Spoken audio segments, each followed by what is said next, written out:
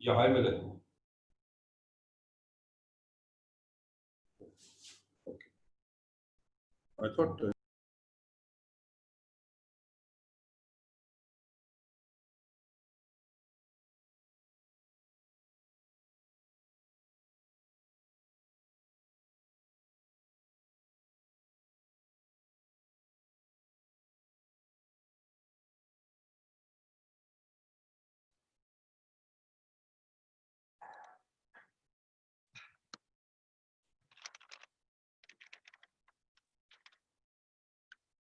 Good afternoon, everybody.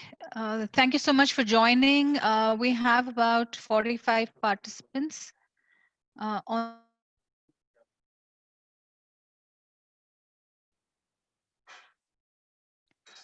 Can everybody hear me clearly? Sorry.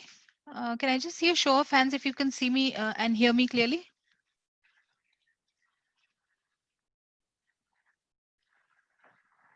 Somebody, can you please put it in the chat box? Yes. Okay. Okay. So I'm getting the responses. So we have about 48 participants on the call right now. I'm expecting about 60. So just waiting for another minute for everybody to join in, and then we'll get started.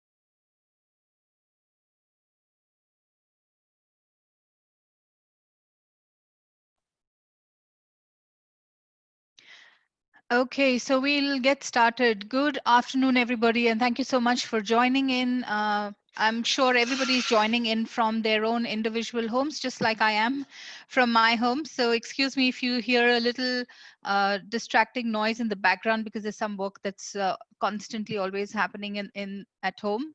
Uh, every one of you is always going to be on the listen only mode. I request you to please raise all your questions as we go in your Q&A box, okay? Not in the chat box, in your Q&A box. So let's use the Q&A box for any kind of questions that you'd like to raise for me. Okay, so just so that we are familiar and I haven't met everybody in person, but I think some of you I am familiar with. But for those who don't know me, my name is Tabish Bibikar, and I'm a coach and mentor for the last 6 years. I'm the owner and the founding director at Expandus Business Coaching, academically a mechanical engineer, and have about 27 years of industry experience. Before I jumped into coaching and started working with entrepreneurs, I did work with a company called Barclays Technology Center. Uh, Before I exited, I was vice president there and was heading the global payments division there. I've also worked with Persistent Systems Limited. So typically, I have about 14 years of IT experience, and I've also done a stint in manufacturing. So I worked with a company called Thermax Limited, if you've heard of it. I worked there for about 6 years or so. So that's my kind of background. I'm a certified coach with Action Coach. We are a franchise partner, so I'm not just certified by Action Coach. I'm actually a full-fledged franchise partner, so we have the IP and the rights to utilize all of their material and constantly also keep upgrading it. uh, Action Coach as an organization is by far the world's largest business coaching organization. And I'm extremely proud to be associated with them because I do participate in a big way in building world abundance through business re-education, as that's the vision statement of Action Coach, which I completely kind of buy into. So that's a little bit about me. To and my slides are not moving. Okay. So what I'm going to do is I'm going to go off the slide show mode, and I'm going to go into the regular mode because it helps me switch slides easily. Not the ideal way, but unfortunately we're working from home and I don't have the best of infrastructure as far as the internet is concerned. So I won't take a chance. I'm just going to, try and keep my slides in the regular mode. Okay. So as long as you can see my slide, I think we should be good to go. Can everybody see my slides? Let me see a show of hands. Yes, I'm seeing a show of hands. So that's okay. Thank you so much, everybody. So a couple of rules that I'd like to set right in the beginning is, you know, if you want to stop me at any given point in time, then raise your hand. So keep using your hand, to shout out virtually. So I'm sorry that we have to work like this. Ideally, as a trainer, I would have actually loved to be, working with a group of people face to face and really seeing the cheer on their faces and seeing, the reactions all coming out, and we could have been communicating a lot more, but we're in these restricted lockdown times, and we're all just making the best use of it, so bear with me on that. I'm going to try and give you a break of about 10 minutes after every 1 hour.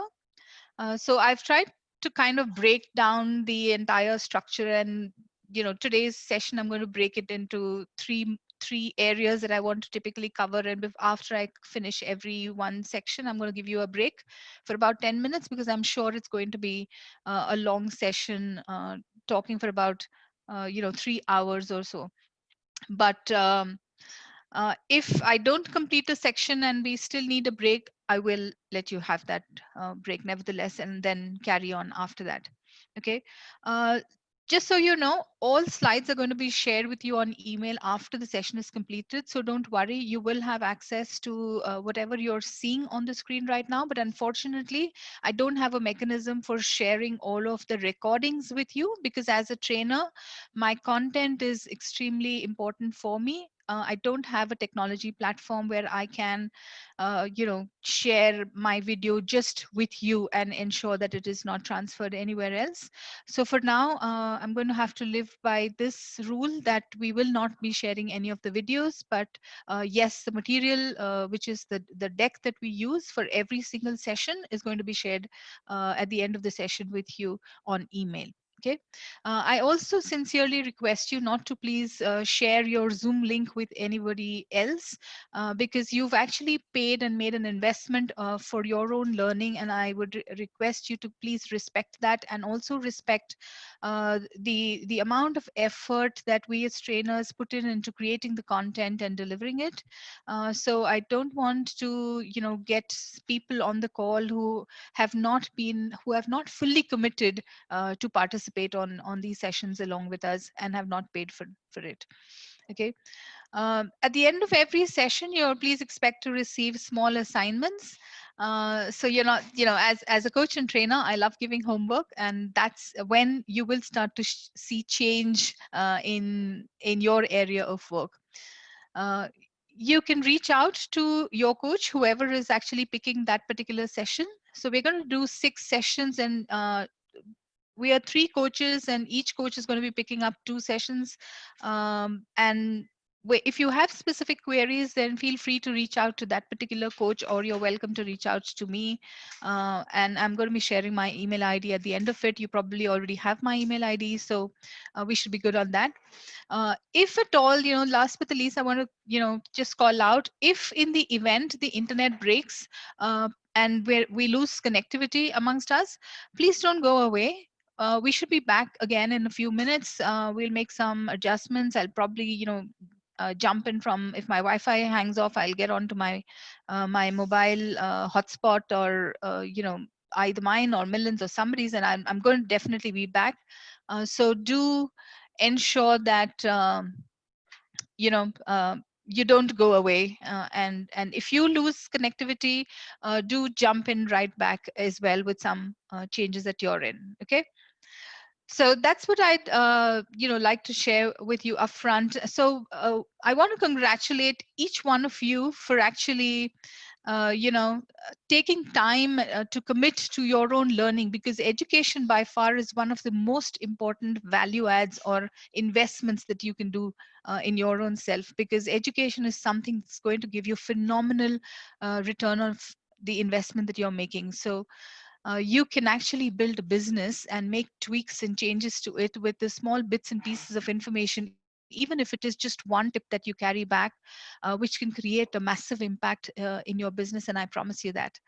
Um, so with that, I'd like to get started, and I'm going to switch off my video and just keep the slides on in the interest of, just ensuring that we all optimize on bandwidth that we are using from home. So I hope that's okay with everybody.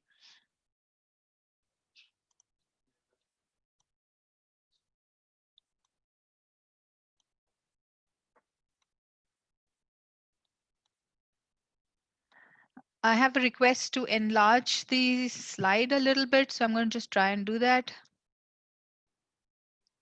I hope this is good for you, because otherwise it's going to get cut off if I try and enlarge anything further. Okay, so first things first, I need you to participate 100%. Okay, and when we're in a typical workshop environment, I usually like to get people participating by throwing questions back at us, and we having interactions, and we talking with them. There can be participation in terms of responses. When I ask questions, I get responses back. But in this virtual scenario, as of now, I would expect that every time I ask you a question, if you can please support me fully and reply back and put it in the chat box, then I'll know that you are paying attention and that you're fully aligned with me. Because if you give me 100% of your attention, I assure you that you will get 100% return back. Just imagine all of the times where you were in a situation where you participated at a dance, you participated in a Ganpati festival, you participated in a cricket match, or whatever it is that required you to go out of your way to contribute. You would have got tremendous satisfaction out of it. Okay, so if you participate, you will get 100%. But if you don't participate and you're very distracted, because there are going to be many distractions around you at home, if you get distracted, you know there are very high number of chances that you're going to lose out on the tips that I will be sharing with you as we go along. One more, really important aspect I wanted to share with you before we dive into the core of the subject today is a little bit about learning, and just like, teenagers always carry these two words with them all the time, which is I know, which kind of limits and creates a barrier to learning, or a barrier to change, or a barrier to doing things that the person is being told to do, is something I request you to please get completely out of your system. So the more you are open to letting go of your I know, and I'm saying this because obviously I'm not going to be teaching you anything that you have possibly never ever heard. you probably have heard all of what I'm going to be explaining to you and teaching you today at some point in your life or the other. But if you have your hat of I know, and you're going to sit down with your I know, then you will lose out on, absorbing some of the distinctions that you can get if you keep a really, really open mind. Okay. So keep an open mind, and I request you to replace all of your I knows with, you know, that's interesting. Maybe there's something different that I can learn from. So please pay full attention and let go. Remove your hat of I know completely, and be very, very open to absorbing all of the ideas. Uh, Also, as we go along, I request you to ensure that you have a pen and paper with you at all times. So when you come across what I call as blinding flashes of the obvious, or Mentos moments, just take notes, as many notes as possible. So as we go along, please take as many notes as you can, of all of the ideas that kind of strike you, or things that you feel that you must go back and implement in your business, or you know something that comes along, where you can, you know, uh, look at making a change back. So my understanding, deep in my heart, is that every single person who is on this call with me today is actually looking to change something about themselves or their business or their department or their project. And that something is what you're here to seek from me. I'm going to give it my best shot to try and give you as much as I can in the short time that we have. But I need you to be totally alert and capture these BFOs. And all of these BFOs are actually the pearls that once you implement at your end, you will start to see the real change that you think you want to make. Okay. Uh, th- this whole program called Action Club has been set up with a purpose of bringing to you in a real small capsule format a whole lot of learning across all the different aspects of business. So we're going to be covering, how do you actually go about setting a vision for the business, or how do I actually create a form or a business model that is going to be really effective in giving me uh, the returns that I expect from my business. Okay, so we're going to look at how do I set the course of action for the future of my business as one aspect. We're also going to be looking at specific subjects like sales and marketing in the forthcoming sessions. We're also going to be looking at finance, team development, or leadership, and we're also going to be picking up one section specifically on how do I go about doing systems development, which will help me free up my own time from the business. Okay, this program is actually targeted towards business owners and entrepreneurs, but it's also expected to be working for intrapreneurs, or people who are actually leaders in the organization and work for a company.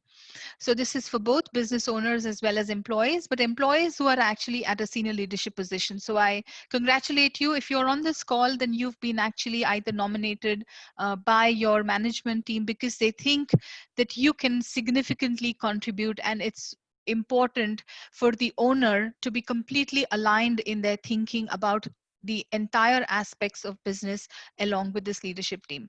So congratulations, and thank you for being here on the call. Now, while we look at different aspects of a business, there's one specific secret that I want to share with you that is kind of the number one aspect that I feel needs to be focused on from a growth perspective. Okay, this secret, if you keep yourself on top alert on, is going to give you by far the most results as compared to any strategy or any logical implementation that you try to do in your organization. And this secret that I'm going to share with you is called the point of power. Okay, and this is the first one that I think that you must take notes on, absolutely. So point of power is all about, you know, a situation in life where, or a state in life where, you know, if you go below this, you're going to become powerless. And the words and thinking, or the thought process that actually gets you powerless, is when you get into a, or your team members get into a state of blame, excuse, or denial.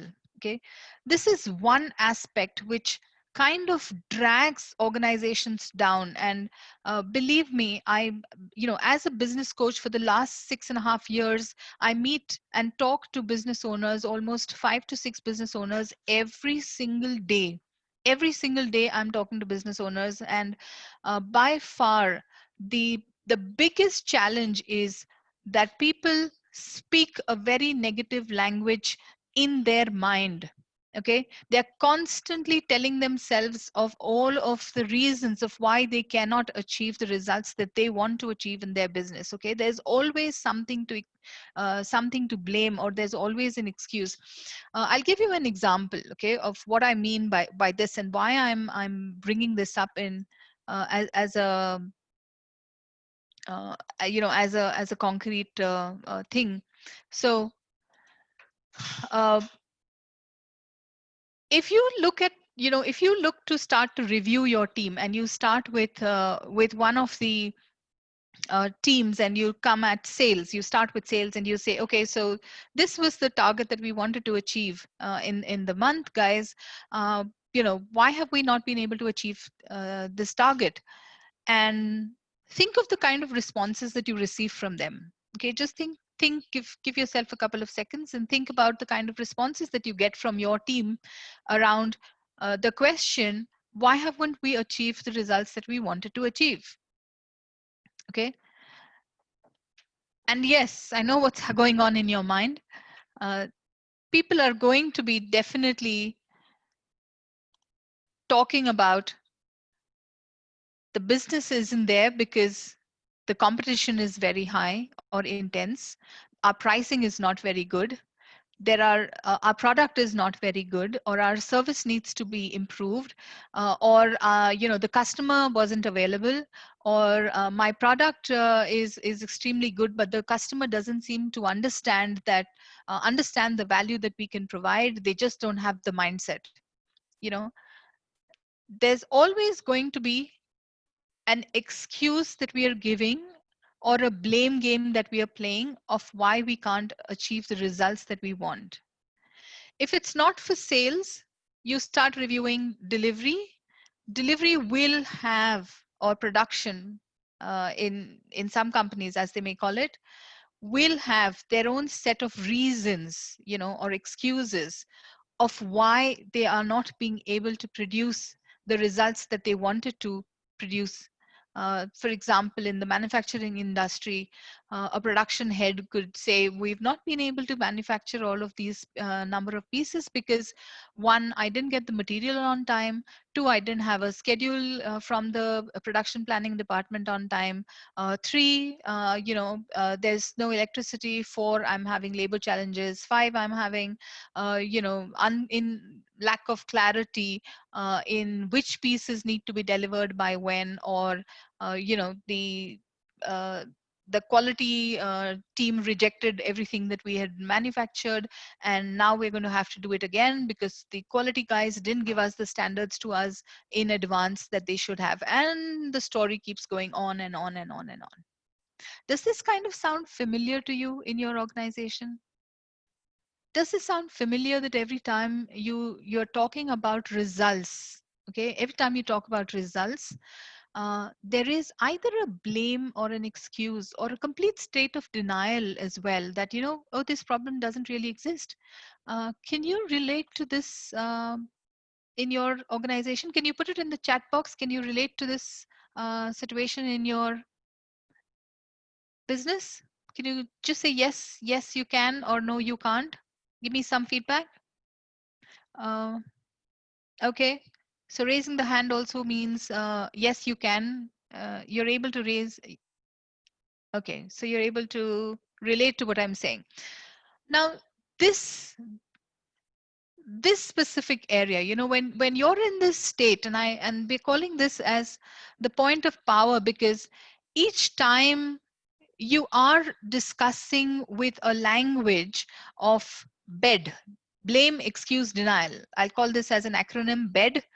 If you are in a state of bed, it means you're powerless and you're below the point of power, completely below the point of power, as if the whole battery is completely drained in your organization.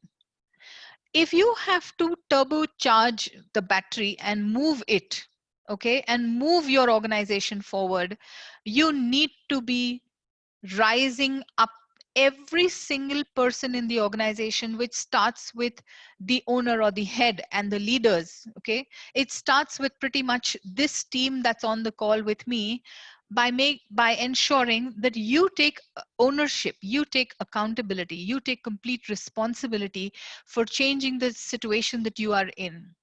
I do understand that there will be some areas which are completely out of your control. For example, we are in a lockdown.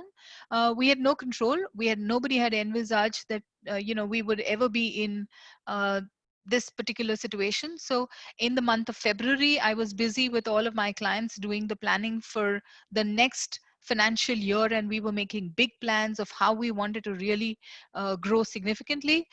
Unfortunately, that exercise got halted all of a sudden, because in March we had to all start working from home, and by pretty much end of March, we were in a complete lockdown state, and a lot of the plans that we had created are now having to be redone all over again at a much slowed down pace for some of them.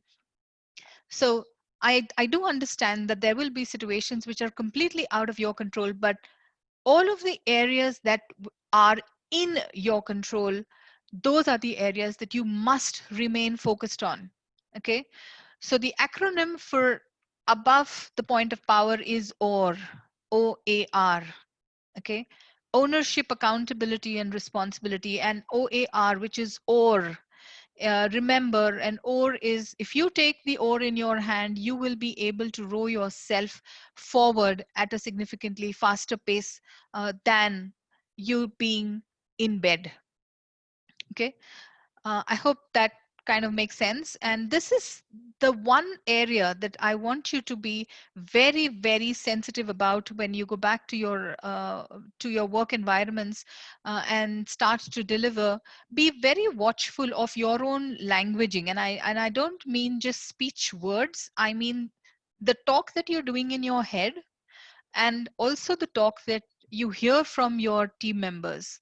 Okay, be extremely watchful of it, and call out each time you experience that you have either yourself or your team in bed and not having, or you need to make the nudge to push the person to become more accountable. So a couple of things that we've implemented in companies that I work with. uh, one of my clients actually has a fish bowl at the reception in their office, and that's a fish bowl in which they collect money. So each time either the owner or one of the leaders or any of the team members, they've built culture that if anybody speaks from a position of blame, excuse, or denial, others will spot the person out and call the person out and say, hey, look, let's not go below the point of power. You have done it, please put 10 rupees in that fish bowl. So for every little issue that is getting faced by in as a negative statement, there is 10 rupees being put into the fish bowl. Some organizations have implemented higher currency, not just 10 rupees. Some people have said 100 rupees. So if you go below the point of power, please put 100 rupees in that fish bowl. And you won't, you won't believe this, but people have been generating pots of money and using that money for donations. Uh, after a period of time, if you keep doing it consistently, you'll experience that more and more people become aware and start loving to be above the point of power. And that's when you will start to see, an actual change in the organization. So this is the number one uh, secret that I want to share with you. The other most important secret is what I call the formula of success. This is called be do have, and you've probably heard it earlier as well, but I'm going to repeat it for even at the cost of repetition, because this is such an important one. This is such an important one, and I kind of have this stuck in my office. Every desk we have one be do have poster.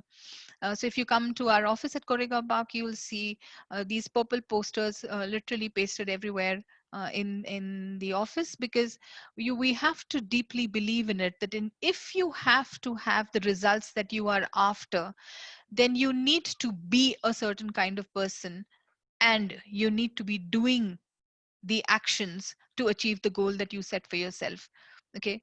Another way to explain this is, let's say I want to be an amazing musician who gets an opportunity to perform like a Bollywood style performance in front of a crowd of 5,000 people, and get respected and acknowledged for my talent as a musician. Okay.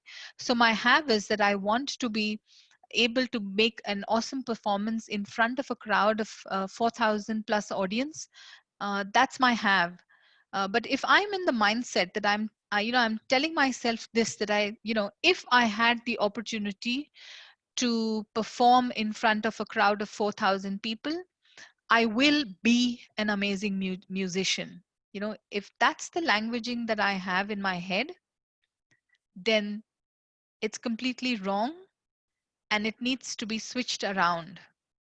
It needs to be switched the other way. The languaging should be in my head: if I am an amazing musician, I will perform at in front of an audience of 4,000 people. So I will make the effort to perform in front of a crowd of 4,000 people, and then I will become famous and respected. Okay.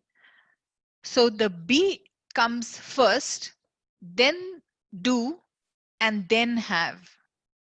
And there's a reason why there is a multiplication sign, and this is not addition, and why this is in a formula pattern. Because if let's assume that you want to achieve a score of 500. Okay, you want to achieve a score of 500, which is your have. That's the level of fame and name that you want to be achieving. Then if your B is 1, if your B is 1, then your do will need to be 500. So 1 multiplied by 500 equals 500. So if you as a person is not very strong in that particular area, for example, Amitabh Bachchan, if Amitabh Bachchan is not Amitabh Bachchan and he is a mimicry artist, then he would get a score of 1 in the B area. And this person, the mimicry artist, will have to put in a significantly high amount of effort to be able to achieve the kind of success that Amitabh Bachchan would have in his life. Okay. But if you switch that around and you say the B is now going to be incremented from 1 to 2, then your do is going to come down. Okay, your do is going to come down. The amount of effort you put in will come down. And the B can be increased or improved by education. And that's what each one of you are here for. So again, bingo, great strategy to adopt. You will now, once you have the education and the tips to go back and implement in your business, the amount of effort that you will have to put in to achieve the same level of success is going to be lower. Okay. And if you continue to put in higher effort, your results are going to even multiply uh, much more. Okay. So I'm going to get into questions a little later when I take the break. And if there are some questions that can be answered live online to directly to you in your question chat box, my colleague Milind is going to be doing that. But most of the questions that come in on any of the principles or any of the slides, I'm going to try and take them towards the end of that particular section, because it helps me just remain focused and not be, constantly looking at my chat box. So thank you for bearing with me on that front as well. So I've shared with you, I shared with you two principles. One is being above the point of power, and the second one is the formula for success. Two areas or two general principles that you must go back and apply in your business. Okay, I'm going to flash the screen again. So the first principle I shared with you was the point of power. The second principle that I've shared with you is the formula of success. These are two general principles that I urge you very, very strongly to go back and start implementing in your life, where you focus on being positive, you focus on attempting to make a change by having control in your hand. Having said that, now let's start to look at how exactly we're going to start to focus and shape a business which is going to give you a significant result, or at least the results that you want to achieve.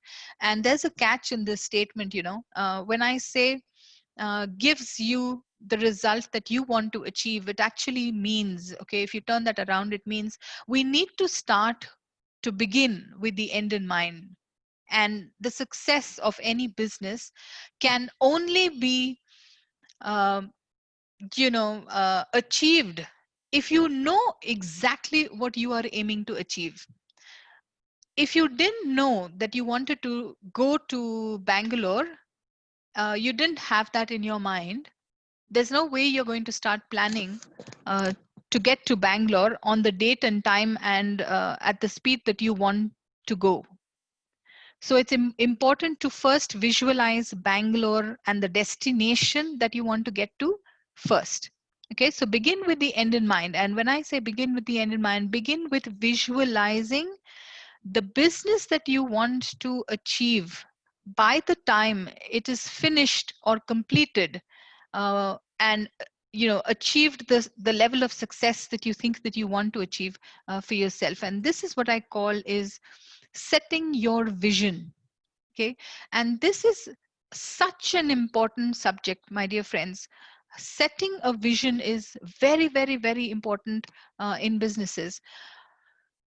More times than less, I experience entrepreneurs hustling into writing a vision statement. So I'm sure a vision statement is known to everybody, and we've at some point in time of our careers have come across a vision statement of either our company or someone else's company.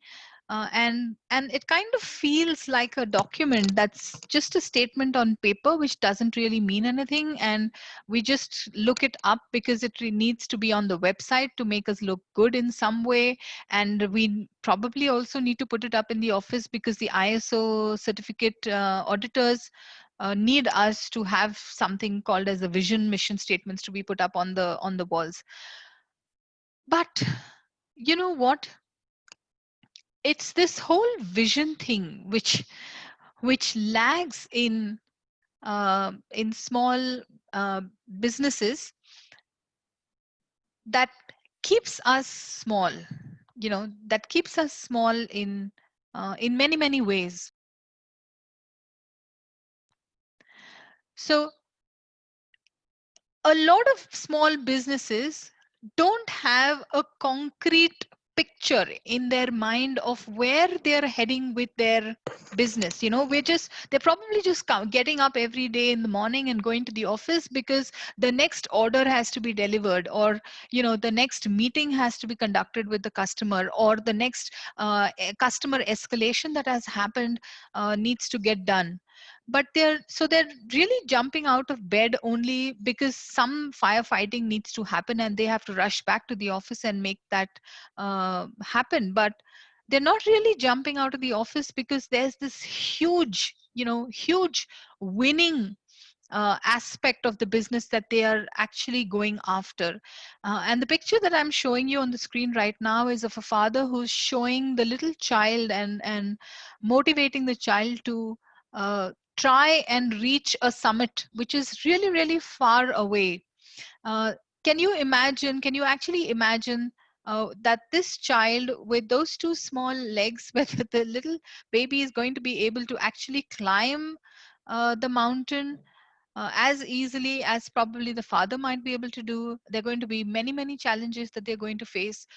But just getting the child to look at the summit and keep talking constantly to the child about how beautiful it's going to be once you hit the summit, and how amazing a journey it's going to be for us to get there. And once we reach the top of the summit, we're going to probably see these beautiful skies. You'll get to see the valley. It's an amazing experience. And the father is trying, imagine if the father is just trying to pass that entire vision of the experience of being on the summit.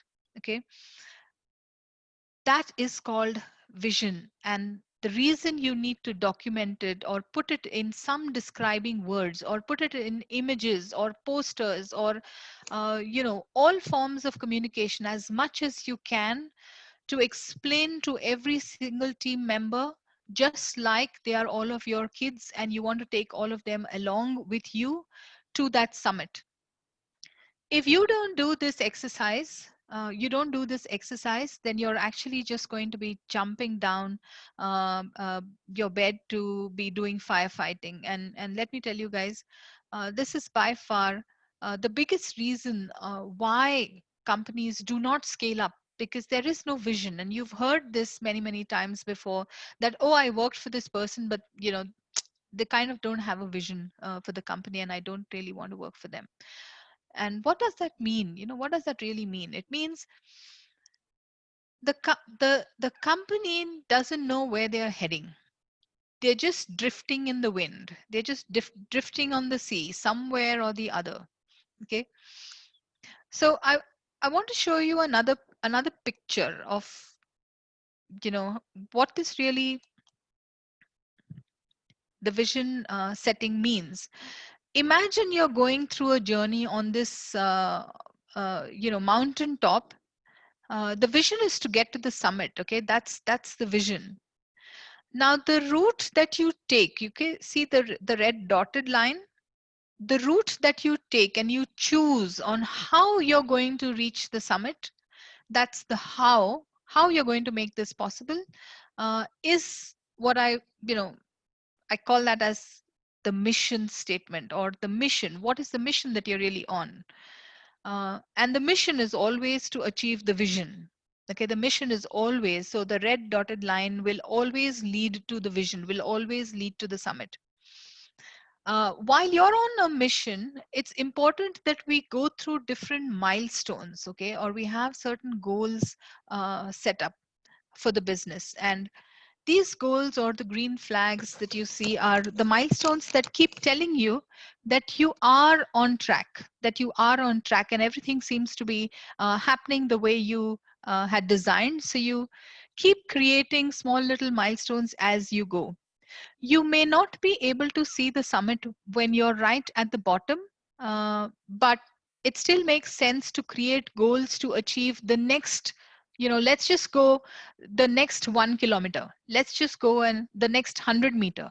Whatever you can see in the short term is what is something that you should be defining as your goal. Okay, let's just get to the next 1 kilometer or 100 meters, even as small as that 100 meters. Let's just get to that level, and then we'll worry about the next step.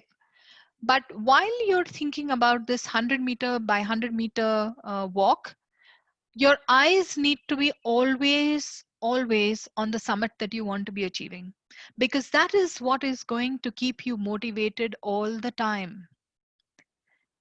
You're going to face challenges. It's not going to be hunky dory. Okay. If business was easy, we would have every other business becoming a unicorn. So business is challenging, but you can overcome those challenges. It just means you need to know how to do it, and you're going to be able to do it. So challenges are a given, but work on looking at smaller goals and milestones and overcome each of that. Okay. Another way I look at it as a coach, and this is something that I implement when I'm working with an entrepreneur, is sometimes people are fearful of taking a big jump or a big leap towards change. And I say it's like, if I were a coach who was teaching somebody to ski down a mountain, a snowed peak, and I'm pushing the sports person who's skiing to go down the valley, and the person is scared. My advice to him or her would be, don't worry about the bottom of the valley. Just go down, you know, this 10 feet. Just ski down the first 10 feet, and then we'll see how to get to the bottom after that. Just finish this first 10 feet. And then once you finish the first 10 feet, I'll say, okay, let's just get to the next 10 feet, because then that is something that is visible to you. Okay. So your vision is going to be something that's going to keep driving you, but it's your goals which is actually going to help you remain focused towards progress. Vision is difficult. Okay. Visualizing the end state of a business that you want it to be could be difficult, and not everybody has a vision, my friends. And very unfortunate, not everybody has a vision, because we don't want to spend time into thinking about it. We don't want to do any of the planning. We don't want to invest time and effort into creating the vision of where we want to go, but we're just so busy attempting to get there. We're just going somewhere. We're just too busy. And busyness is something that makes everybody feel that they are productive, but uh, so busyness is uh, business, if it were to be spelled with a y, would have a completely different meaning, but it isn't, guys. Business is not spelled with busy, it is busi, and it means you need to be giving attention to building your own vision. And building a vision means you need to be seeing things are pretty much invisible to everybody else. For example, I showed you the earlier picture of the dad who is trying to show the summit to the little child. For the child, probably it could be a little difficult to digest and accept and understand where exactly the summit is and how we're really going to get there. And there will be a lot of questions that will be on the mind. But it's the father who's going to keep explaining and telling the team back, and the little child, that that's where we've got to go, guys. That's where we've got to go. Let's keep moving. Once we move there, once we get to the summit, it's a beautiful experience, and I promise you that. So a vision and a mission. Okay, and I'm trying to give you deep dive insights, and I'm not going to try and give you very mechanical attributes where you just write down a mission statement or a vision statement just for the sake of it. Okay, it's important that you understand why you need this clarity, and you know then worry about how to document it. So don't worry about how I'm going to document my vision statement, and what are the words I'm going to use. First, you must be able to visualize. Okay. And a vision is nothing but something that a company is headed for and what it exactly wants to achieve. So you could probably paint a picture for yourself or download an internet picture and create a collage for yourself. Do something, but come up with what is the vision in your head. It should be clear. Okay. There's no point. Imagine if the father was not able to explain to the child and tell the person exactly where we are going, and the little child is not able to visualize it in their mind. There's no way the child is going to be motivated to go in the same direction. Okay. The vision must be challenging and inspiring. It must be big enough to be able to accommodate a a lot of people together to achieve it.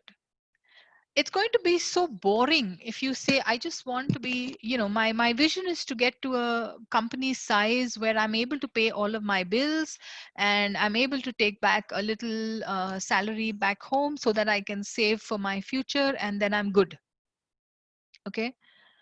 A lot of people have this challenge. For example, I come across a lot of self-employed people who say that they find they're struggling to onboard new resources, or work with another partner, or work with a vendor, and that is because their vision is so small that it's good enough for them. I don't have doubts whether it's good enough for them. If it's good enough for you, it's good. But remember, don't expect other people to join in. Okay, if it's good for you, fair enough, you get onto that journey to make it happen. Okay, if you don't want to get onto the summit but you just want to get to base camp, that's all right. That's all right. But if it works for you, that's fine, but don't expect other people to join hands along with you. And remember, if you need to build a business which is going to work without you and significantly large, which is created like an asset and can be sold, if that's the vision of business that you have in your mind, then uh, you cannot work just by yourself. You will need to have a team attached with you.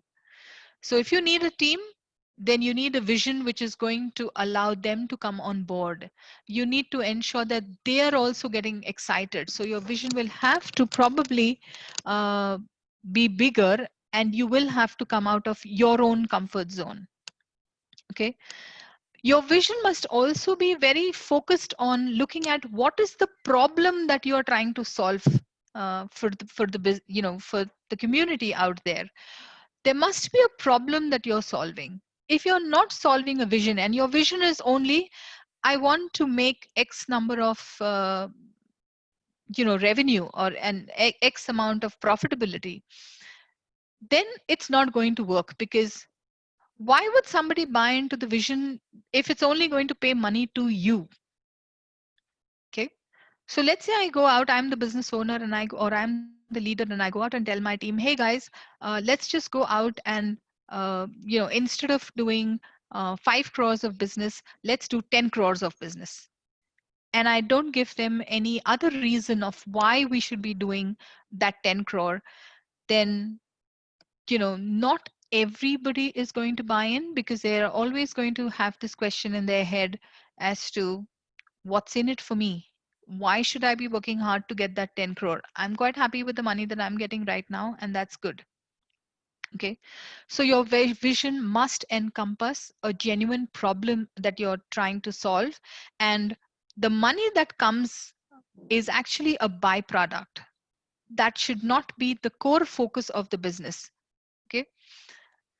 Your mission is going to be focused on looking at how we are going to go about solving that problem. Okay, what is the scope that I'm going to limit myself to, and what all I'm going to include and what all am I going to exclude, because possibly uh, we are not going to be able to solve all the problems that are there in the business, and that's not our job. Let's just remain focused on the pieces that you can solve, and that's what the mission kind of defines about what is it that you're going to remain focused on. Okay, and I'm going to share with you Simon Sinek's golden circle. Has anybody heard of Simon Sinek's golden circle? Start with why. Have you heard of the book Start with Why? Can you give me a little show of hands? Yeah. Yes, yes, yes. I'm seeing some people raising their hands. Wow, that's a large number of people. So thank you for the response. Yes, so Simon Sinek, one of my favorites as well. So he talks about the golden circle in his book Start with Why, and he says every organization on the planet kind of knows what they do. So they know I'm an accountant, and I'm supposed to do accounting. I'm a lawyer. I'm supposed to be doing law or legal documentation or lawsuits and or whatever the service that I have to provide. I'm a manufacturing company and I'm going to manufacture products. I'm a services organization, a consultancy based firm, and I'm going to do that. So pretty much every organization on the planet knows what they do. They know the products they sell or the services. A lot of the organizations also know how they do it. Okay, these are the things that make them special or set them apart. Okay, so you could have a number of people who say um, that we make this product and we target a very small niche area of customers, uh, which is fine. So they know the what, they know the how. The vast majority of organizations, or very few organizations, know why they do what they do. Okay, why they do what they do. So I'll just give you a quick example of what I mean by start with why. And as a coaching organization, and I'll just take an example of our company, because just day before yesterday in our team huddle we were discussing this, and I was pushing our team to ensure that we get sufficient number of bookings for Action Club, and that we wanted to make this happen. And one of the reasons why I was extremely hell bent on making Action Club happen was because outside, in the area where I'm living, I know that there are a lot of videos being circulated where people are going hungry. So I'm located at Mohammadwadi, and Kondwa is an area which is very close to my place. And in Kondwa, I've seen videos being circulated on the Facebook page of Kondwa, Facebook, Kondwa, what's it called? Kondwa News. Kondwa Local News. Yeah, Kondwa Local News is the name of the page. They had been sharing videos where there's a shop where food was being distributed, groceries were being distributed free of cost, and people were urged to come and collect from them, all those who were facing, lack of food at their homes, because a number of people have lost their jobs. And when I saw those videos, the videos were showcasing a huge crowd and turnout, just like the turnout that happened at the liquor stores. A similar size of turnout happened at this shop as well, which got me thinking that there are so many people out there who are suffering. Okay, we are really lucky to be at home and safe and sound, and there's nothing that's bothering us. We're with all of our family members, all of my loved ones all together, but there are many many many people out there, and we committed that whatever money that we collect out of Action Club, a part of it is going to go in as donations for all of the people, as many people that we can help. So we've identified a couple of people already that we wanted to help out. I'm not obviously going to share the details on this, but the purpose was very clear, and we were all very very clear. So normally we take about 6 weeks of marketing effort to put a program of this size together, but just because we wanted to go out and help, and the why was very clear in our head, we've actually managed to put this program together in half the amount of time, and we've made about 60 participants come in. So we're definitely going to be going out and making this impact. So the why is what was continuously driving us, and believe it or not, till last night we were still chasing for additional registrations, and you would have got calls from Arjit, chasing you. So I'm sorry for the chase ups that you've experienced, but this was our why. Okay, this is the why that I wanted to share with you, which I think is super important for us to have in every single business, however small or big, whatever the domain that you have. if you don't have your why clear, why you're doing what you're doing, why do you need to jump out of bed every time, uh, it's going to be a bit of a challenge. Okay, so that's what I wanted to share. I'm going to come to a quick Q&A, but before I do that, I have another 3 slides to complete. So let's look at what the lack of a vision statement or lack of clarity of a vision statement, what kind of challenges does this really create? And these are the symptoms, okay? These are the symptoms that you need to be watchful about, because a lot of times when you're really in it and you're playing the game, you kind of miss out on this, and you look at these symptoms and try to address them uh, at symptomatically. You try to address them symptomatically, but you're not really hitting the root cause, and hence they don't completely disappear.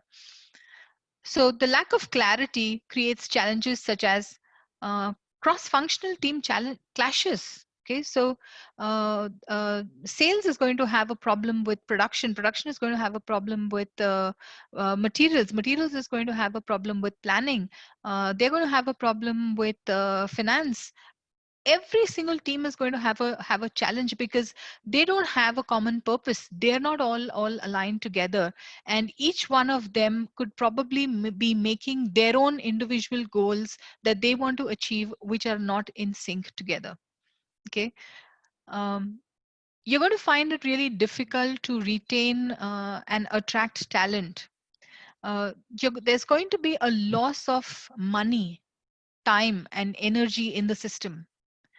A lot of the actions are going to take way too long, which means you're not going to be able to get the results as fast as you wanted. So you have a project that needs to be shipped out to a customer in the next 3 months. You're not going to be able to hit those deadlines, and there's always going to be a reason why you're not making that happen. Okay, and you're going to attempt to fix temporarily all of the issues that you're facing, but you're not going to look at the real root cause of what is causing this chaos. Okay, uh, a lot of decision making could go haywire. Okay, a lot of decision making, and trust me, I have seen this rampant. Okay, when there is no clarity of vision, people make incorrect hiring decisions, incorrect financial decisions, incorrect sales decisions, pricing decisions, and many areas are impacted. So this is the problem that happens when you don't have clarity of vision and you don't know what you are exactly aiming for. Not just you, but you need the team to also be fully aligned. Having said that, I want to give you an example, and I'm going to pick up 2 examples. One from of a large corporate which is very popular, so everybody should be able to relate to it. And then I'm going to pick up another example of a smaller company and how things actually changed once they had clarity on the vision. So let's look at Amazon, okay, as a corporate that has a very strong vision statement that's been clearly documented, identified, popularized within the company. And all the case studies that I have read about Amazon, I've observed is that apparently Jeff Bezos talks about this vision every single time he gets the opportunity to talk about it to all his team members, staff, stakeholders. Okay, and the vision of Amazon, and you can see that reflected even in the logo, which was recently redesigned. The vision statement said, "We want to be the Earth's most customer-centric company."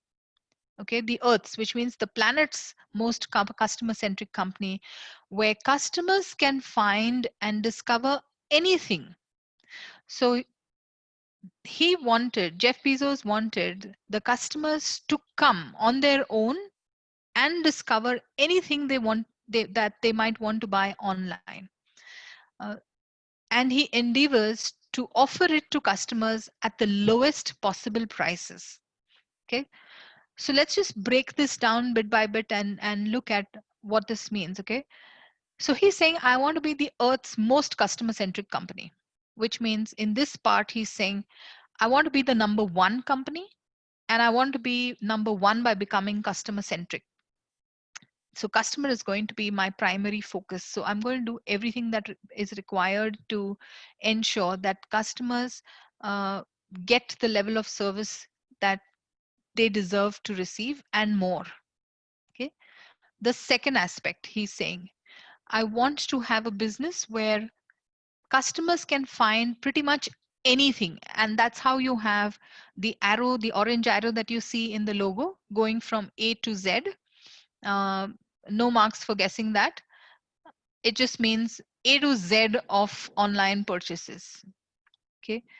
Anything that you want, everything that is possible. So you've probably seen Amazon going from just being a company that sells books online to actually going and selling electronics, selling now groceries and pantry stuff.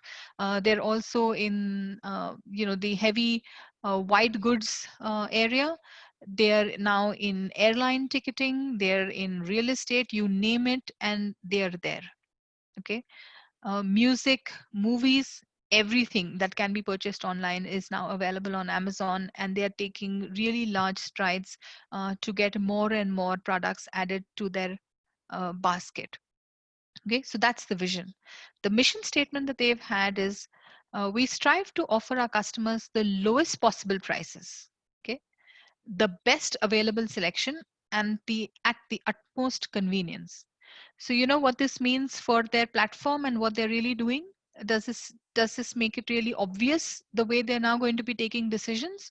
So if they have two vendors, they're going to actually look at the quality of both the products that are available from the vendors.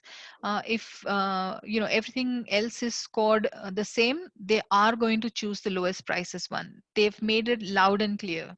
Okay, it's out there in their mission statement. They're also going to ensure that the customer's convenience is kept at the primary. And I have about 3 of my customers who are wanting to work with Amazon. And before they chose Amazon, they actually looked at a number of other organizations such as Flipkart, and they then realized that Amazon is the only organization that can provide logistics at the speed and consistency, and no other organization currently matches that. And that is all possible because they're very clear in their head that this is what we want to be achieving. We want to be the planet's most customer centric company, and that's how all the decision making across the organization is centered. A little look at some of these smaller businesses. So I know a lot of people say, okay, I know big companies or big corporates like Amazon can have a vision statement, but I'm a small company. How can I kind of have that? So, guys, you've got to make a vision that you can visualize, however far you can visualize. So if you look up Google and try to read up on how to write a vision statement, a lot of the material out there is going to tell you to try and make a vision statement that is for at least that's going to be true for at least another 100 years, and it is not achievable immediately, blah blah blah. I'll be honest, I'm not a big fan of that kind of thinking.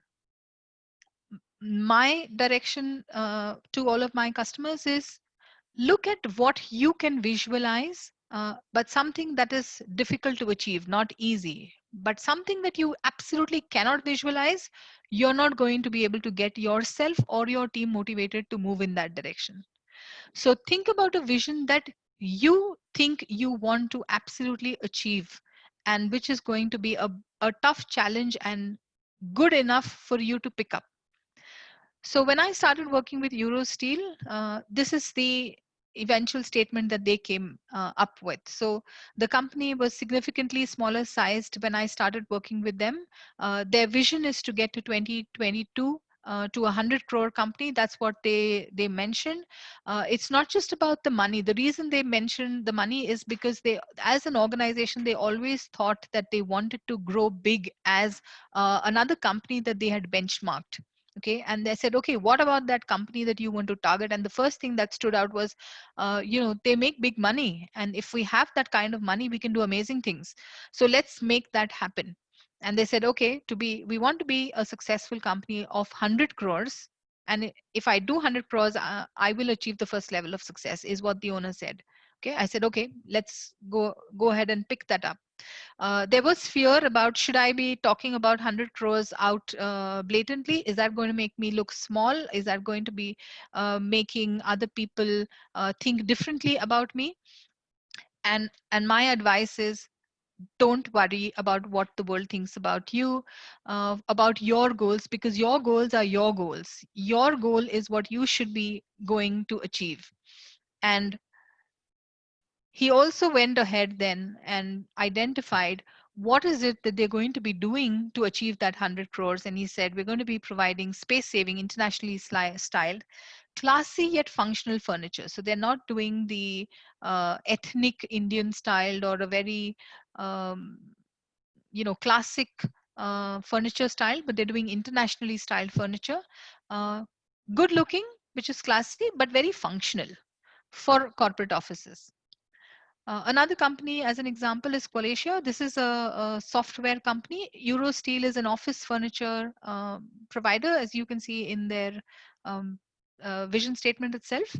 Qualacia is actually a company that is, a software development organization which is focused on developing a product that is used for test automation. I've been working with Qualacia now for the last 3.5 years. We've scaled up the company significantly.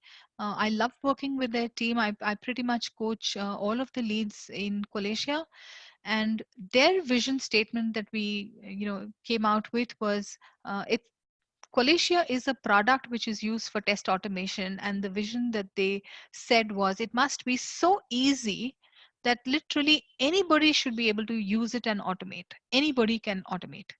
Okay, that's how they defined it. Anybody can automate. So it has to be, the journey is then going to be, if I find anybody who cannot use my tool, my journey is not completed. I still have additional stuff to be worked on. Okay, that is Qualacia, an IT company. Another client of mine is Neologic, which is an engineering organization that works in the area of dairy and food processing solutions. So their vision that they came up with was, they wanted to be an engineering organization. Okay, the choice of word is engineering organization. So they're not they decided they didn't want to be called as a manufacturing organization. They wanted to be valued for their engineering skills more than manufacturing. And they decided consciously that they're going to, if at all they need to scale up, they would look at as manufacturing as a vendor provided service for at least a while. So they said, let's focus on only the engineering part of it, but they wanted to be global. Okay, they do want to go global, globally providing automated process solutions for food, cosmetic, pharma, all of these spaces.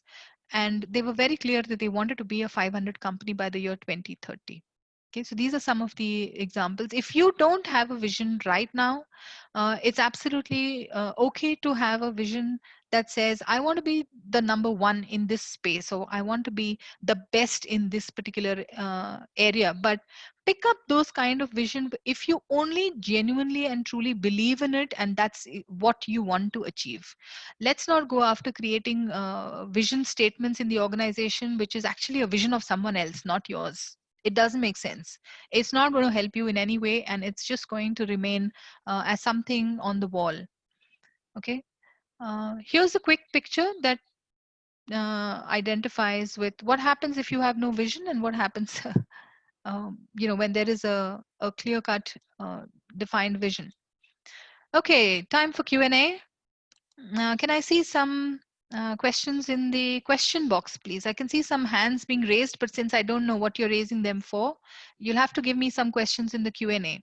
Anything that we've covered so far before I give you a break?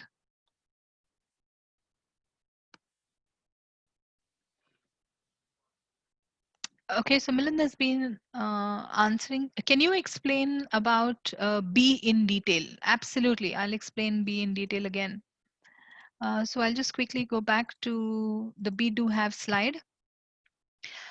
So the be do have formula is a formula used to explain two different parts of how we want to achieve the results that we want to achieve. So the right side of the equation, which is have, is all of the dreams, the goals that you want to achieve. It could be related to money that you want to achieve. It could be related to fame. It could be related to respect. It could be anything that you want to achieve.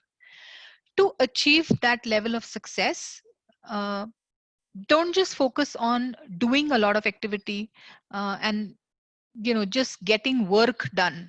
So I'll get up every day in the morning and start doing work, and you know uh, doing a lot of work will only make you very hard working. It doesn't mean that you're going to get success. So if hard work always got us results, then all of India put together would have been possibly the number one country in the world, because we are all such hardworking bunnies. So it's not just hard work that gets us the results that we want to achieve. The other part of achieving success is the B part, and B means you have to be a kind of person. Okay, and by B I mean the values that you have, the beliefs that you have, the skills that you have, the talent that you have. Okay, the skills and talent that you have acquired over a period of time make you who you are. If you are not working on all of these areas, your beliefs, your values, your skills, your talents, your knowledge, your experience, if you're not working on all of those, there's no way that you're going to be able to turn around and achieve the success that you want to achieve. Okay, so you yourself as an individual. So I'll give you an example. Okay, as a lady. Okay, as a lady now in the lockdown situation, I have multiple I need to be extremely good at multitasking. I have to ensure that I'm at my desk ready to take on my coaching sessions from 9 a.m. in the morning.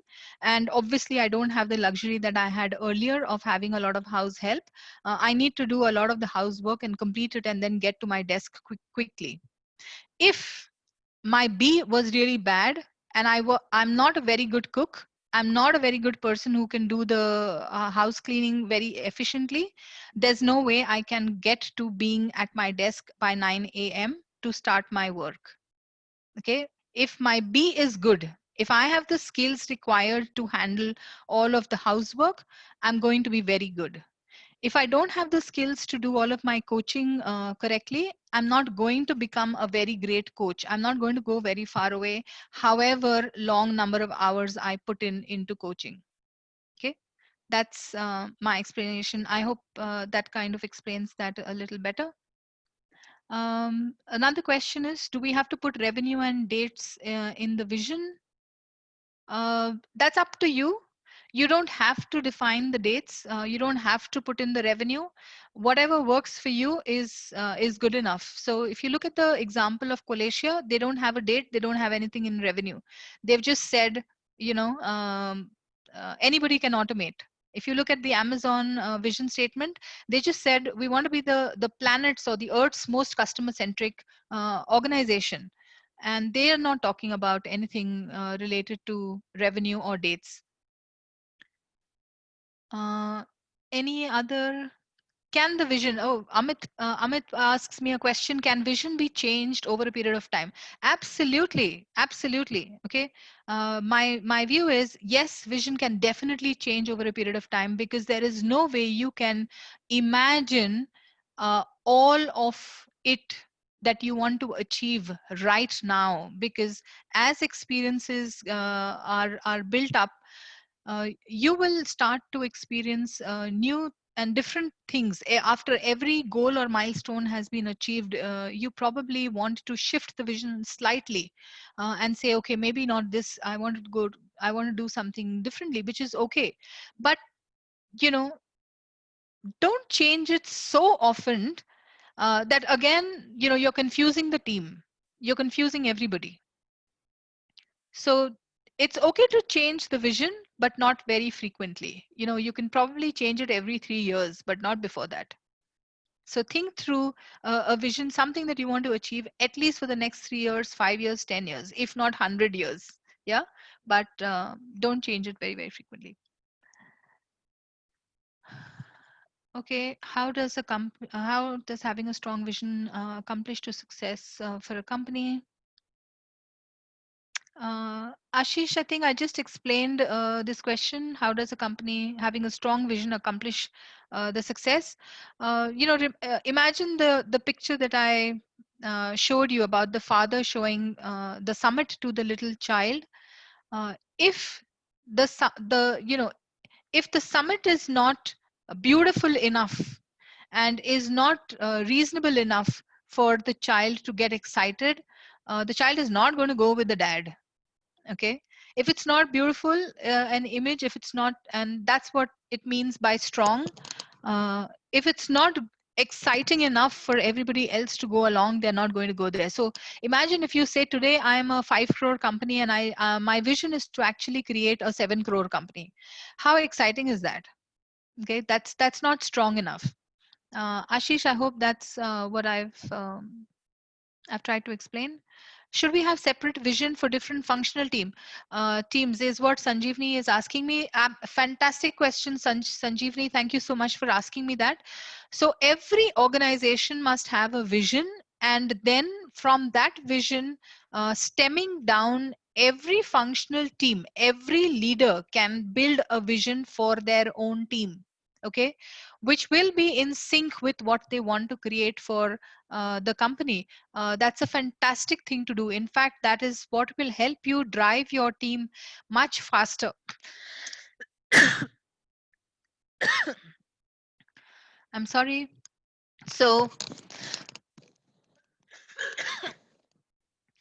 so I think yes, I completely agree with you, Sanjeevani, and I'll give you an example.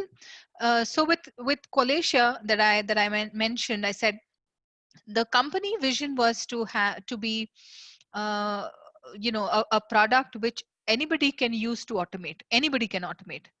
And their engineering team then came up with their own vision statement where they said, we are the nerdiest team. We are the nerdiest team that is constantly looking for the fastest ways to provide the best solutions.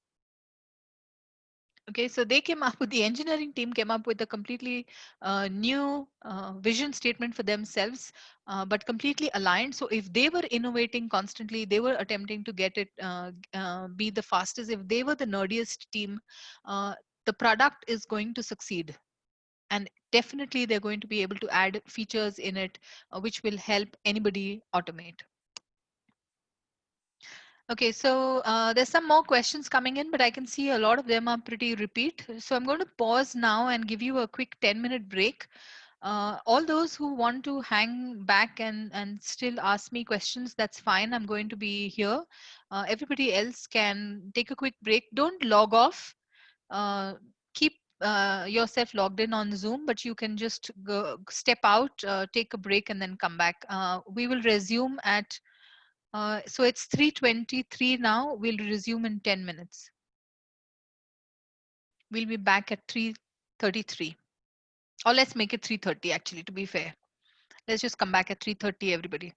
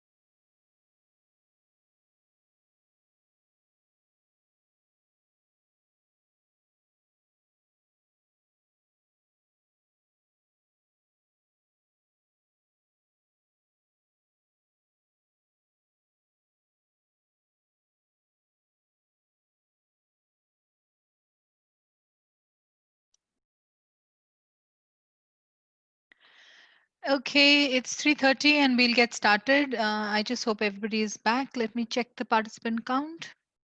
Yeah, everybody is logged in and hasn't logged out. No way I will be able to guess whether you're actually there at your seat, but I'll just assume everybody is back. So let's get started. So we've looked at, how do we actually go about creating a vision? Why do we need a vision? How it's going to help us? What are the disadvantages of not having a vision, etc. But now let's just say, okay, I have a vision and I want to grow really big. But now how do I make that possible? Okay, how do I really make a vision come true? And what are the steps, so to say, to get to that particular position? So to make visions come true, the only way you can make it possible is if you look at creating goals, learning to achieve those goals, putting in the education to achieve those goals, learning by educating yourself, not just academically, by learning to make the mistakes that you would have not dared to do earlier. So, pretty much ensuring that you are remaining on track to achieve those goals by whatever experience that you have to go through. You do a lot of planning and you do a lot of actions. Okay. So to summarize all of that, it's just dream, goals, learn, plan, act. DGLPA is a very, very important aspect to help you make visions come true. And one big area is goal setting. Okay.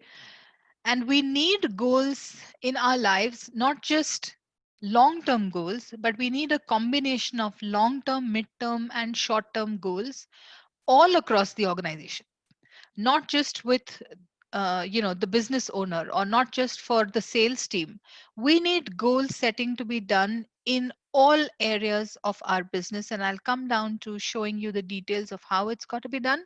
But let's just understand the concept of goal. And a true goal really implies change.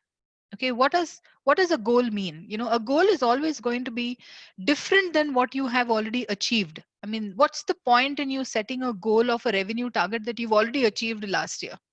What is the point in having a goal where you say, I'm used to servicing customers who pay me maybe 1 lakh a month.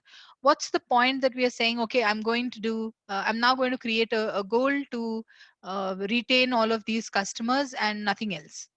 Okay, so you don't need really a goal to be set to keep doing the same old boring stuff. Then you don't need a goal.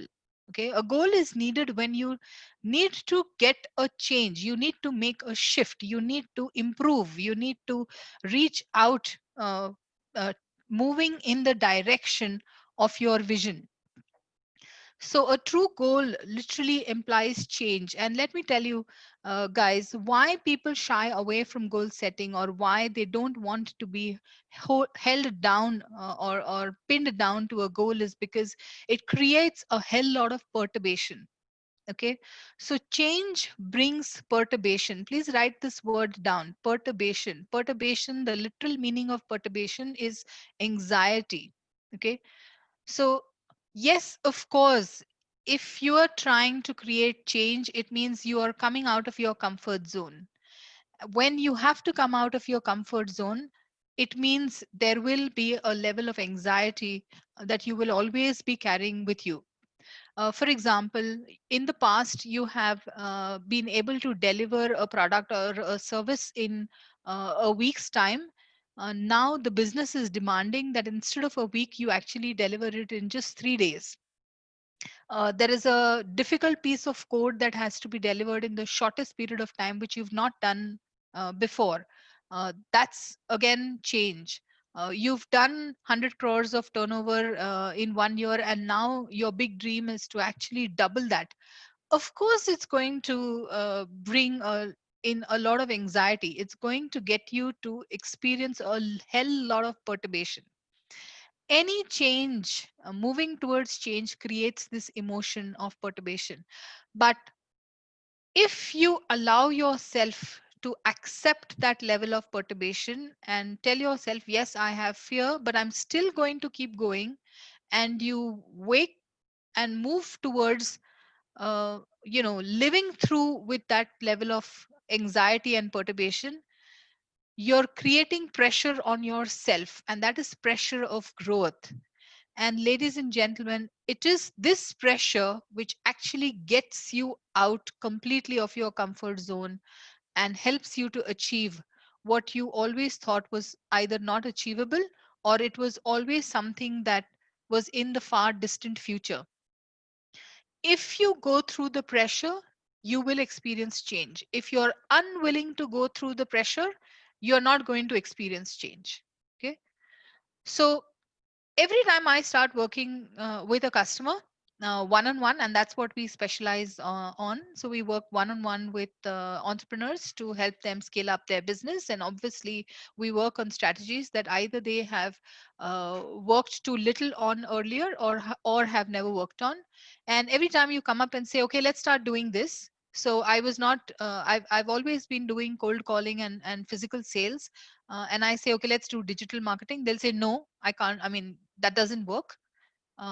There is resistance. Even if they say, let's get started, they'll come back with thousands of problems that they're experiencing till the extent that they will say, no, I don't think we should be doing this because it's just stressing me out a lot. Okay. It's not that it doesn't work. It means we have to go through the stress of learning to implement it the right way and keep doing till we hit success, because that's the right direction to go. Any new direction that you pick up, there is going to be a learning curve on it. You only have to look at ways of how you can shorten the learning curve, but there's still going to be a learning curve. Okay. And the only way you can go through perturbation is by ensuring that you maintain accountability. So this is a very heavy loaded slide, and I'm going to spend more time explaining this. So there's a statement here which says accountability balances perturbation. Okay. If a team is accountable to their manager, okay, if the quality team is accountable to their department head, and they are being given a goal that you have to achieve, let's say, um, instead you need to be finding, you've always been used to finding 50 bugs, can you now please take a goal of achieving 100 defects in the same amount of time?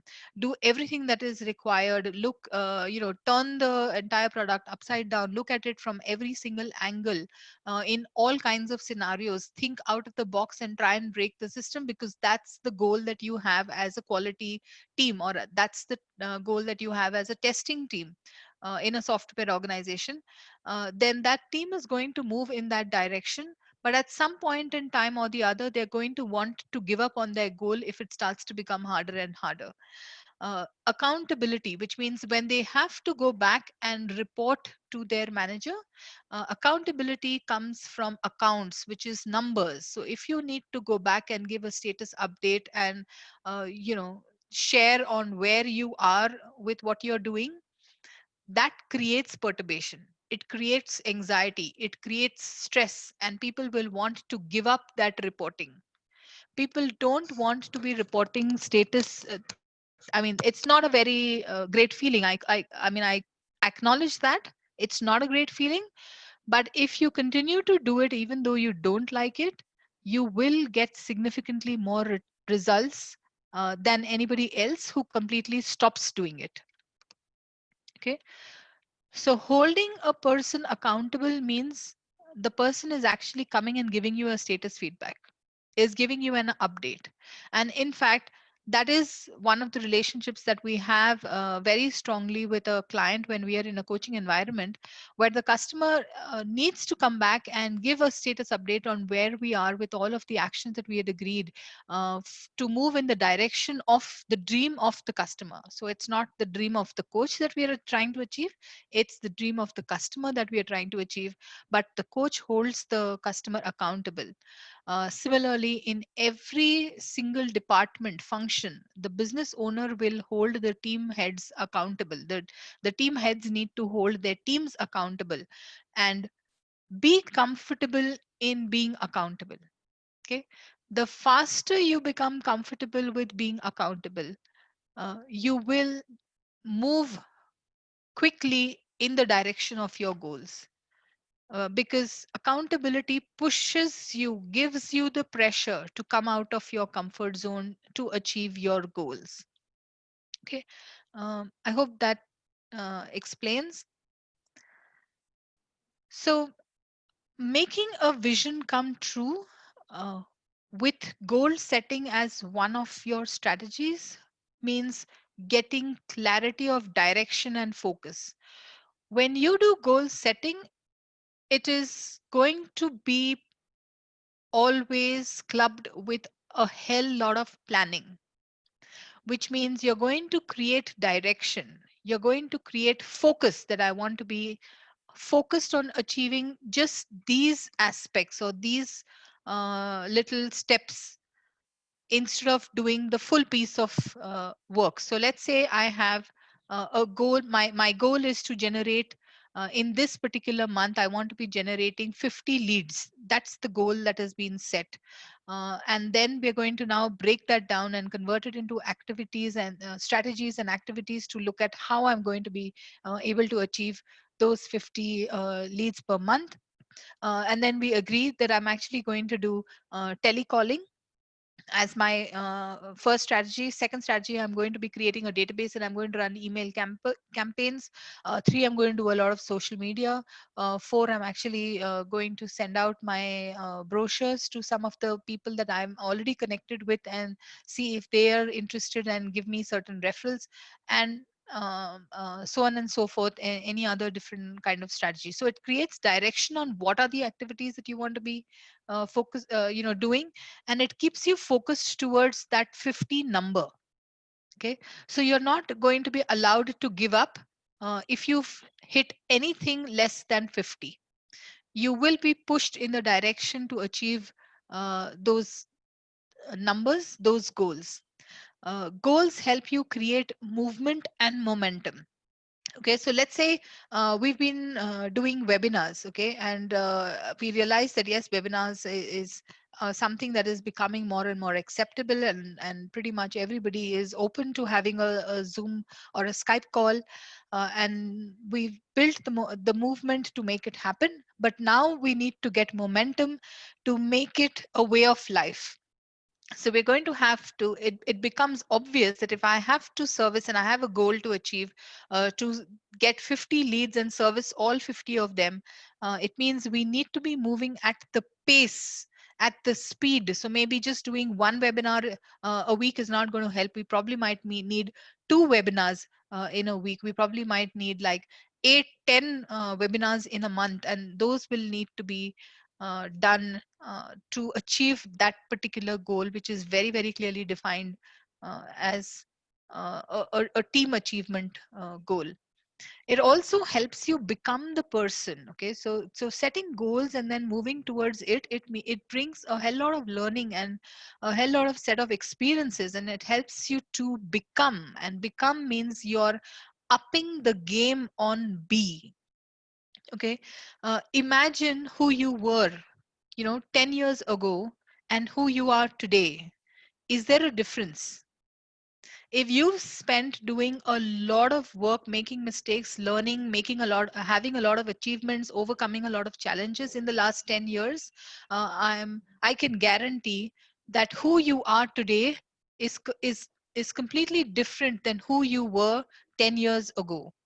If you've actually had no goals, and you've not done enough firefighting, working on massive challenges, and massive goals come with massive challenges. So if you've had very small goals, you're not going to see a major difference in your own self.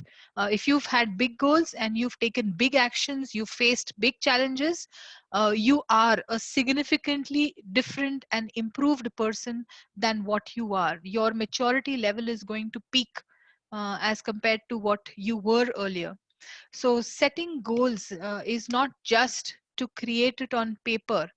It's not just something that I discuss in my review meetings. It's a very concrete strategy to give direction, focus, to build momentum, and also help people become who they really are. Obviously, goals need to be smart, and I won't spend too much time because my assumption is a lot of you already know that goals need to be specific. I mean, there's no point setting goals which are general. They need to be measurable. So, if you can measure a goal, if you can have a goal which is very pointed and talks about the outcome that is going to be achieved, then it's going to be measurable, and it's a meaningful goal. There's no point having a goal which says let's do more lead generation. Okay, it's not going to get anybody anything. So if you say let's have a goal to achieve 50 leads in this month, yes, it's measurable, and I know that there is a number to count on it. The goal must be attainable. There's no point you having a goal that I generate 50 leads if in this month you're pretty much used to doing only one or two.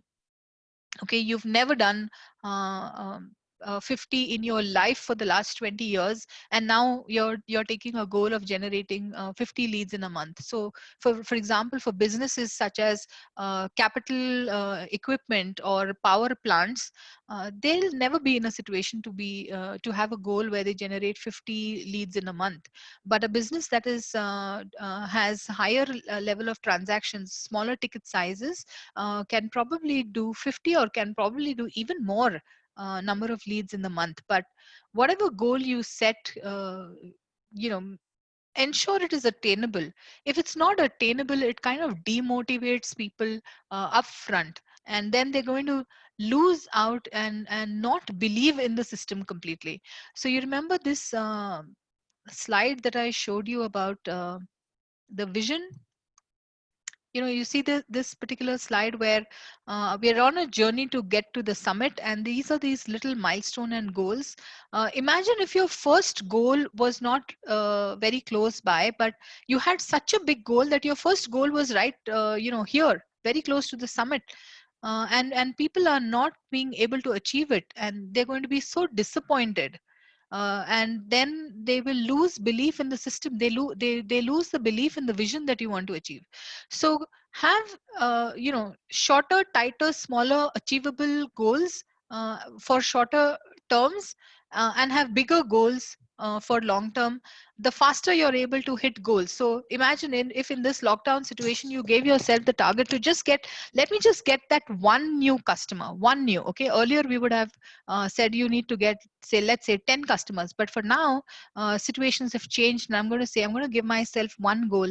Let me get one new customer, even if it is small ticket sized. If that customer you genuinely land, the sense of motivation that you will have out of it is significantly going to charge you up to take the next step and the next step and the next step. Okay, so that's important for us to be remaining focused on the attainable part.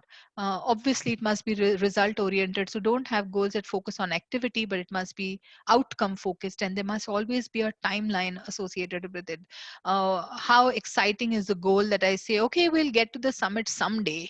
We'll achieve that, this 50 leads for the per month, maybe sometime next year, or we'll see, whenever we'll get to it, when we get to it. Okay, it's not an exciting goal for the team, and they're not going to move with the momentum that is required.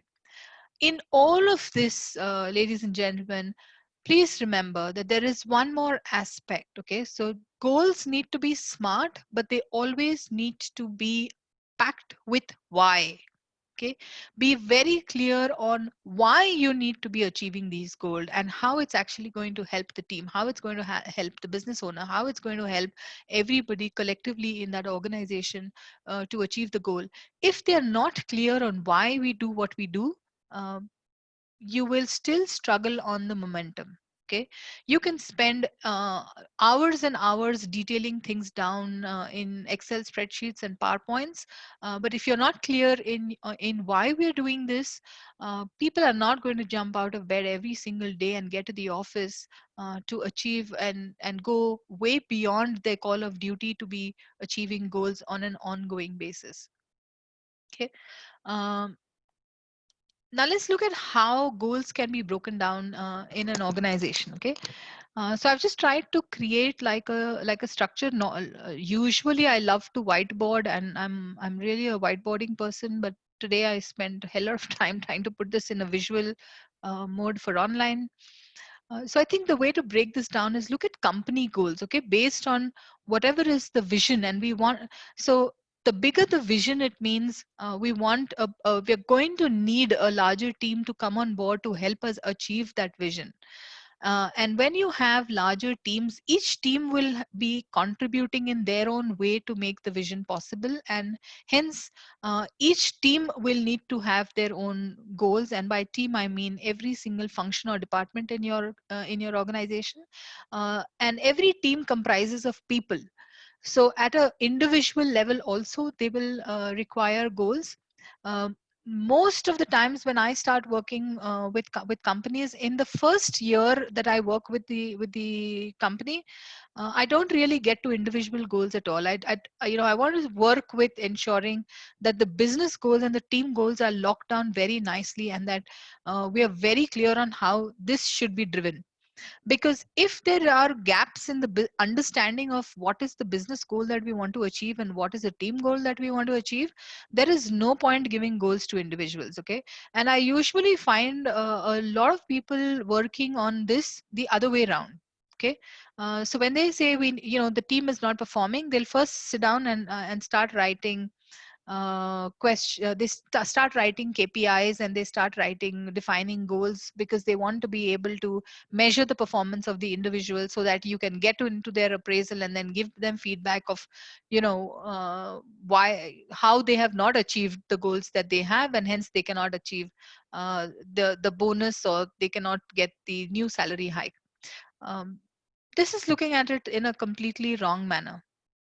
Okay, the first thing to nail down is, does the business have goals? And by goals I mean, you could have, so every company will have different goals. Okay, so some company could have a revenue goal, you could have a profit goal, you could have a goal to acquire a new market segment, you could have a goal to launch a completely new product, you could have a goal to launch a new feature in a particular product if you're a product company. If you're a let's say a project based company, and you want to improve, your goal is that this year I want to completely organize all of my processes and I want to do ERP implementation. So ERP implementation could be a goal for you.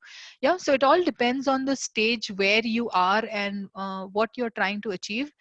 You will need to set clear cut business or the highest high level goals, okay, as an organization. Then those will need to be broken down for every team. I cannot imagine a single business where they cannot have goals, or a function that cannot have goals. Okay, every single function can have goals, including warehousing, dispatch, including production, including quality. Every single department can have goals, and rather must have goals. Okay, every single team must have goals, and they should be moving in some direction. If you don't have goals, I'm sorry, you're not moving anywhere. Okay, if you don't have a goal, if any of your teams does not have a goal, they are not moving anywhere. If your admin staff, if your receptionists, if you look at admin as a function, if they don't have goals, I'm sorry, they're not moving anywhere. Then don't complain by the end of the year saying that, oh, but we just did business as usual, nothing great, so sorry, you haven't done a great job. I'm sorry for you, because you didn't set goals for the team. Okay. And they've not been able to achieve that.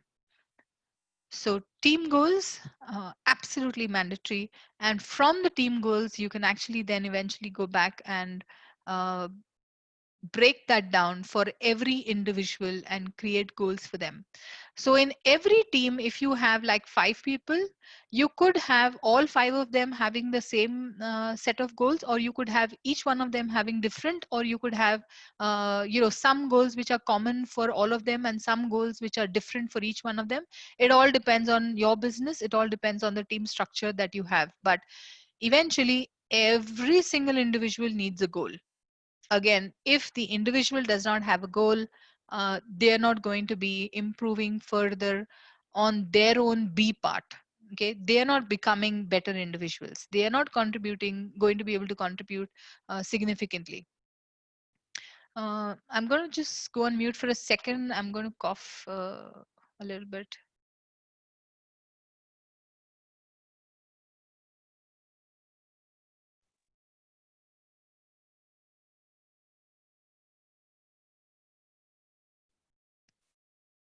Yeah, I'm back.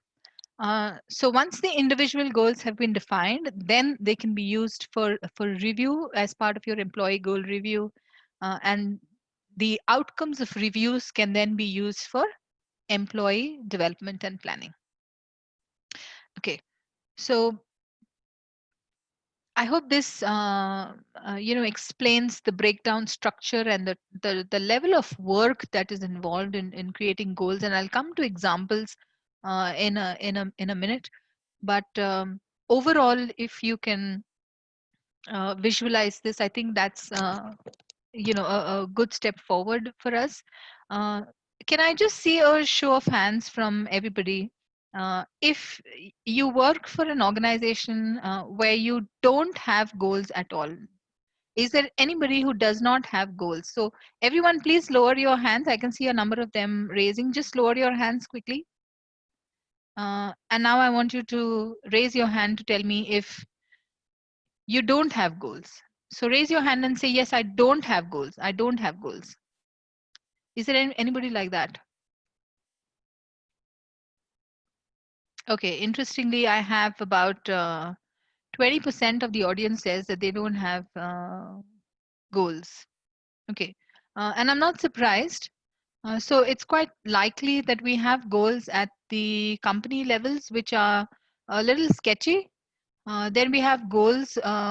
Maybe somewhere one it was documented in the beginning of the year, and then after that we've never heard about it.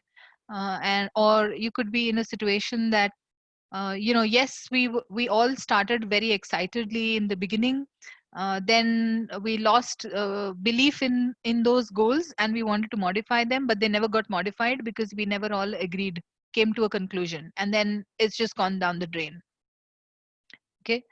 All kinds of scenarios I have experienced, witnessed, because I pretty much work with almost 28 companies every single week. So all kinds of scenarios happen. Please go back and look at your area of work and see how you can get started by defining goals. Please put goals for yourself. Okay, if you read the book, The 7 Habits of Highly Effective People by Stephen Covey, he's very clearly mentioning that one of the key habits of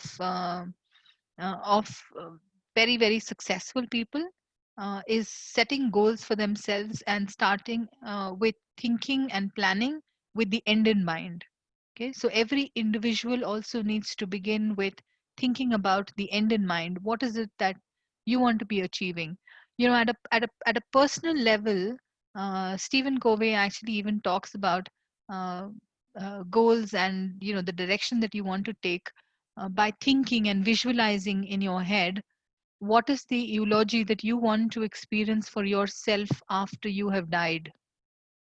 Okay, so if there is an eulogy which is read for you after you have passed away, what should that look like? What should that feel like? Who's going to be reading the eulogy for you?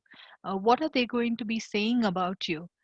If you visualize all of that, it's going to help you to be a certain kind of person and live your life in the order to aim to achieve that eulogy in that format. So he beautifully writes in the book Seven Habits of Highly Effective People. The author Stephen Covey beautifully writes and describes how the most successful people in the world actually, write about and document, uh, think through uh, their specific goals with the plan of working towards their end. Okay, the way they want to create uh, their end. So that's about goals. Now I'm going to jump through looking at how we can break down into actions. So just having goals, okay, just having goals is also not good enough. uh, we need to now start to create an actual activity plan that is going to be broken down week by week by week by week. Okay, so if you have a goal that, and I'm just picking an example from one of my customers. This is a plan that they created for their HR department and HR plus L&D put together. So they had a goal for learning and development, and they said we want to do capability building, and they wrote a list of actions and sent it back to me, which I've then thrown back and said, I'm sorry, this is not making sense to me, because the goal that you've written is just learning and development. You can't have a goal which says just process. You need to give me very, very clear result oriented goal in the first B column. Okay, so uh, if you want to be doing recruitment, then I need to have a target in the goal section saying we want to be hiring, we want to be hiring X number of resources in X timeline. So let's say I want to get to, today I'm doing hiring of one resource every month. We want to now get to a position where I can hire two resources in in a month. And the hiring is always got to do with how much capacity you build in your system to be interviewing the candidate, to be shortlisting their resumes, to be able to do their final offer letter discussions. And all of this work all gives out symptoms of what is the capacity of your organization to handle certain volume of work. And you need to shift goals like that. You need to have a goal which says I want to be going from hiring one person a month to two-person a month, or maybe one person a week to two-person a week could be a recruitment target. You could have a recruitment target which says I want to improve my conversion ratio from where I was. So we are in pretty much interviewing 10 candidates and then hiring one, or we're interviewing 20 candidates and then hiring one. I want to improve the conversion ratio by ensuring that my shortlisting process itself is becoming better, and I don't have to get into the interviewing every single one of them, and so on and so forth. So you change, or you have specific goals mentioned. You identify the big activities, and for each goal you can probably have four different activities, and instead of activity we could actually call it strategy. What are the two or three different strategies that you're going to be picking up, and for each strategy you break that down week by week by week into actions. Okay, every single client has to go through this when they get into coaching. Okay, we need people to be focused on looking at week by week. So even within our team, I have my team that prepares a plan and comes back every single month. We create a plan for 90 days, then we break it down, and every single month we go back and revise it. And then there is no discussion in between. Okay, then every week we are only giving updates that this job is now done. And in fact, this is beautifully helped me, and I'm just sharing this with you from my heart, that I believe that once we moved from a work from home situation, uh, this document exactly that we prepared for our business has helped us to work seamlessly from a work from home environment, where we're not really seeing each other on a constant basis, and we can't just turn around and ask a question. We don't have that luxury anymore. So having a clearly documented plan means that there is clarity of what needs to get done by when. Everybody is aligned to it. There are no arguments. I don't remember arguing with my teammates saying, why the hell has this not been achieved, because they know what it's got to be done. They're on it. I only need to spend the time and energy to ensure that they have direction, they have clarity, and they are able to document what needs to get documented. And then the job is done. Okay, everybody's back on their feet. And after they've achieved, everybody's achieved their targets, the energy level is also very high within the organization. So it takes time and effort to create this level of planning, but let me promise you that if you're willing to put in this effort, the journey after that is going to become far more smoother. My struggle is that most business owners don't want to go through the pain of creating actionable plans. Okay, don't believe in doing business planning, don't want to document all of this.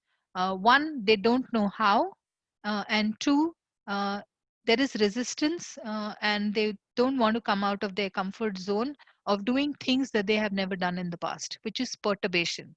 Okay, once that perturbation is overcome, then it's all smooth. It just becomes way of life. Then they're doing it every single time. Okay, first time, yes, it's a challenge, not after that. So this is what I recommend that we do. Any questions for me so far on this? So I'll quickly take questions on areas related to goals and actions. Any questions for me?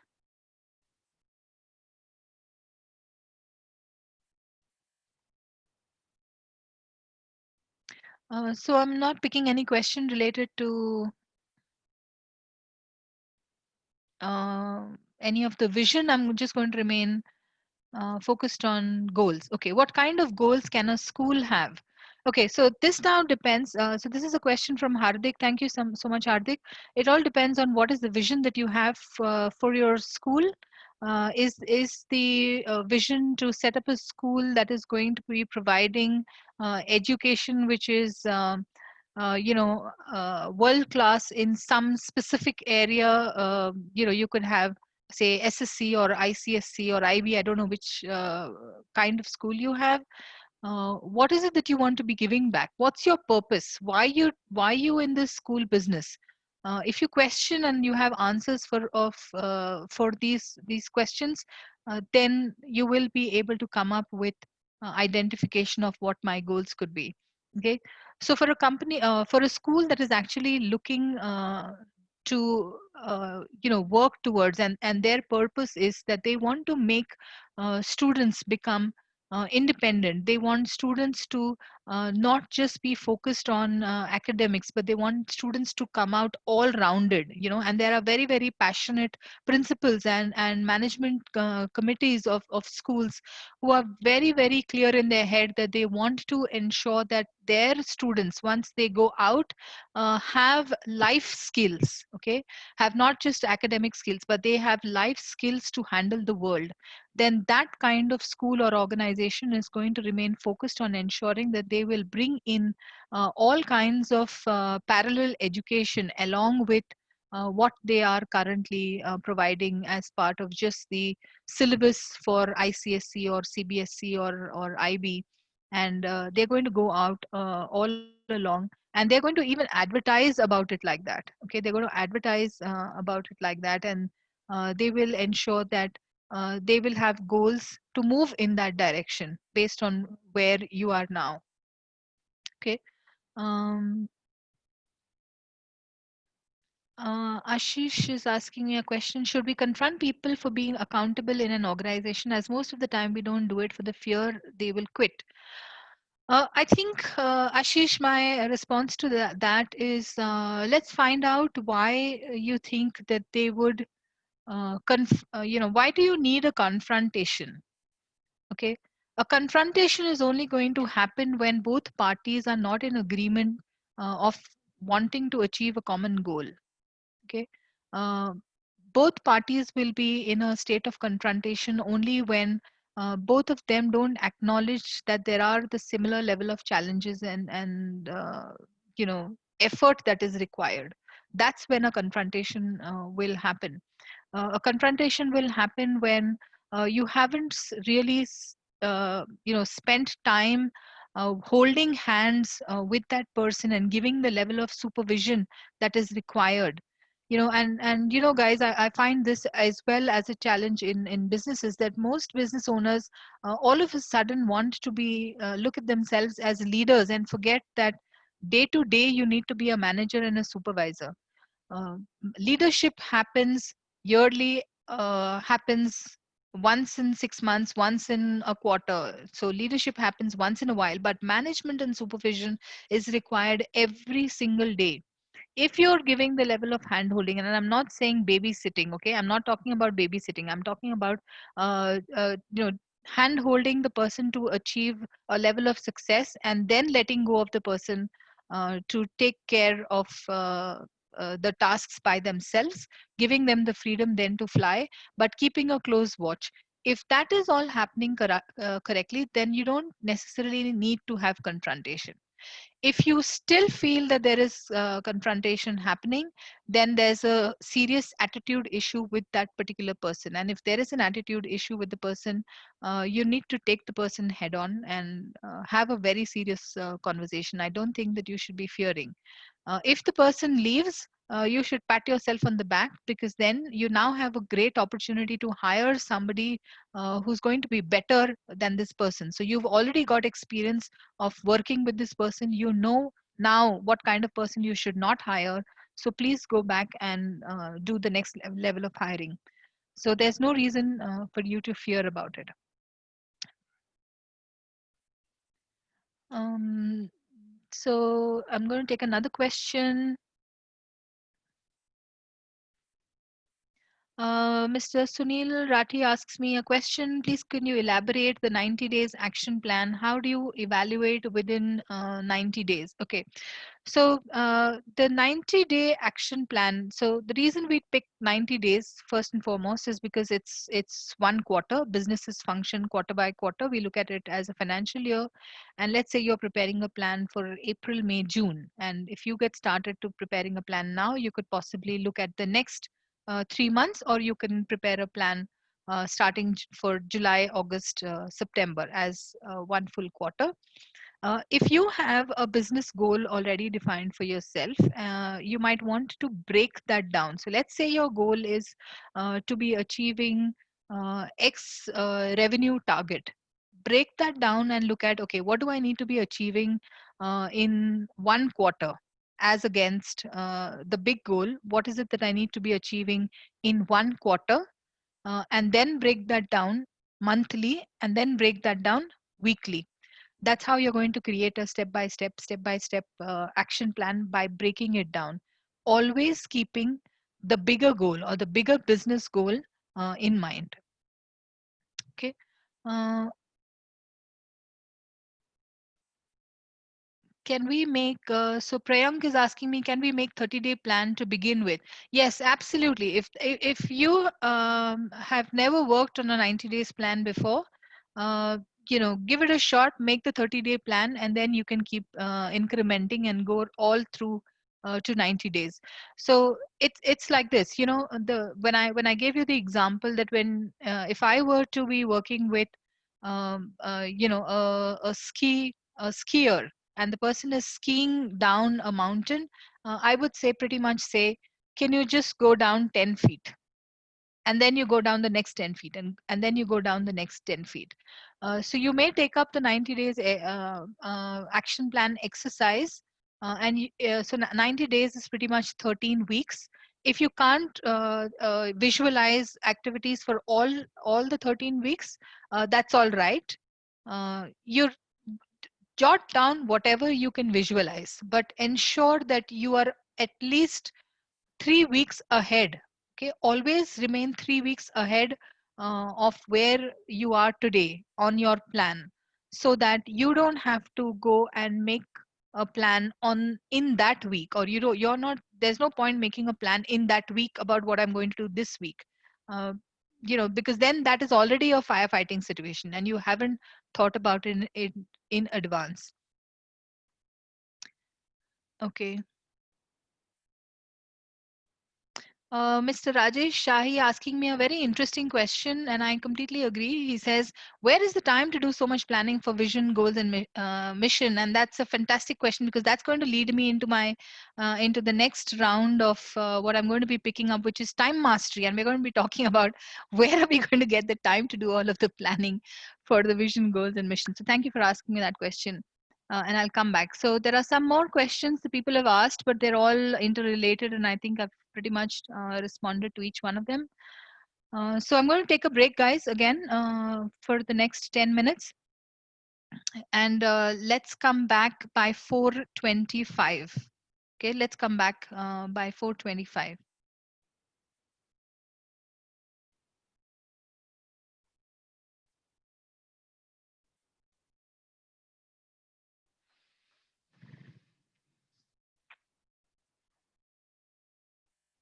मेरा time mastery मेरे पास एक भी slide नहीं है उसका और do a stop share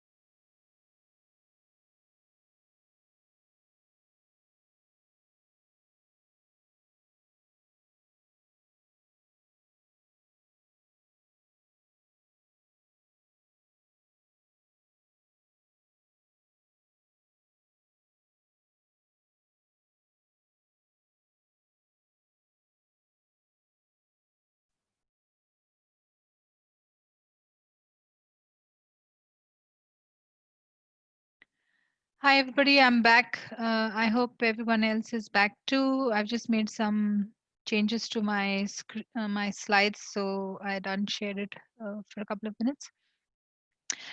So, interesting question that I got. Where is the time to do all of the vision, mission planning, and where is the time to document all of those actions?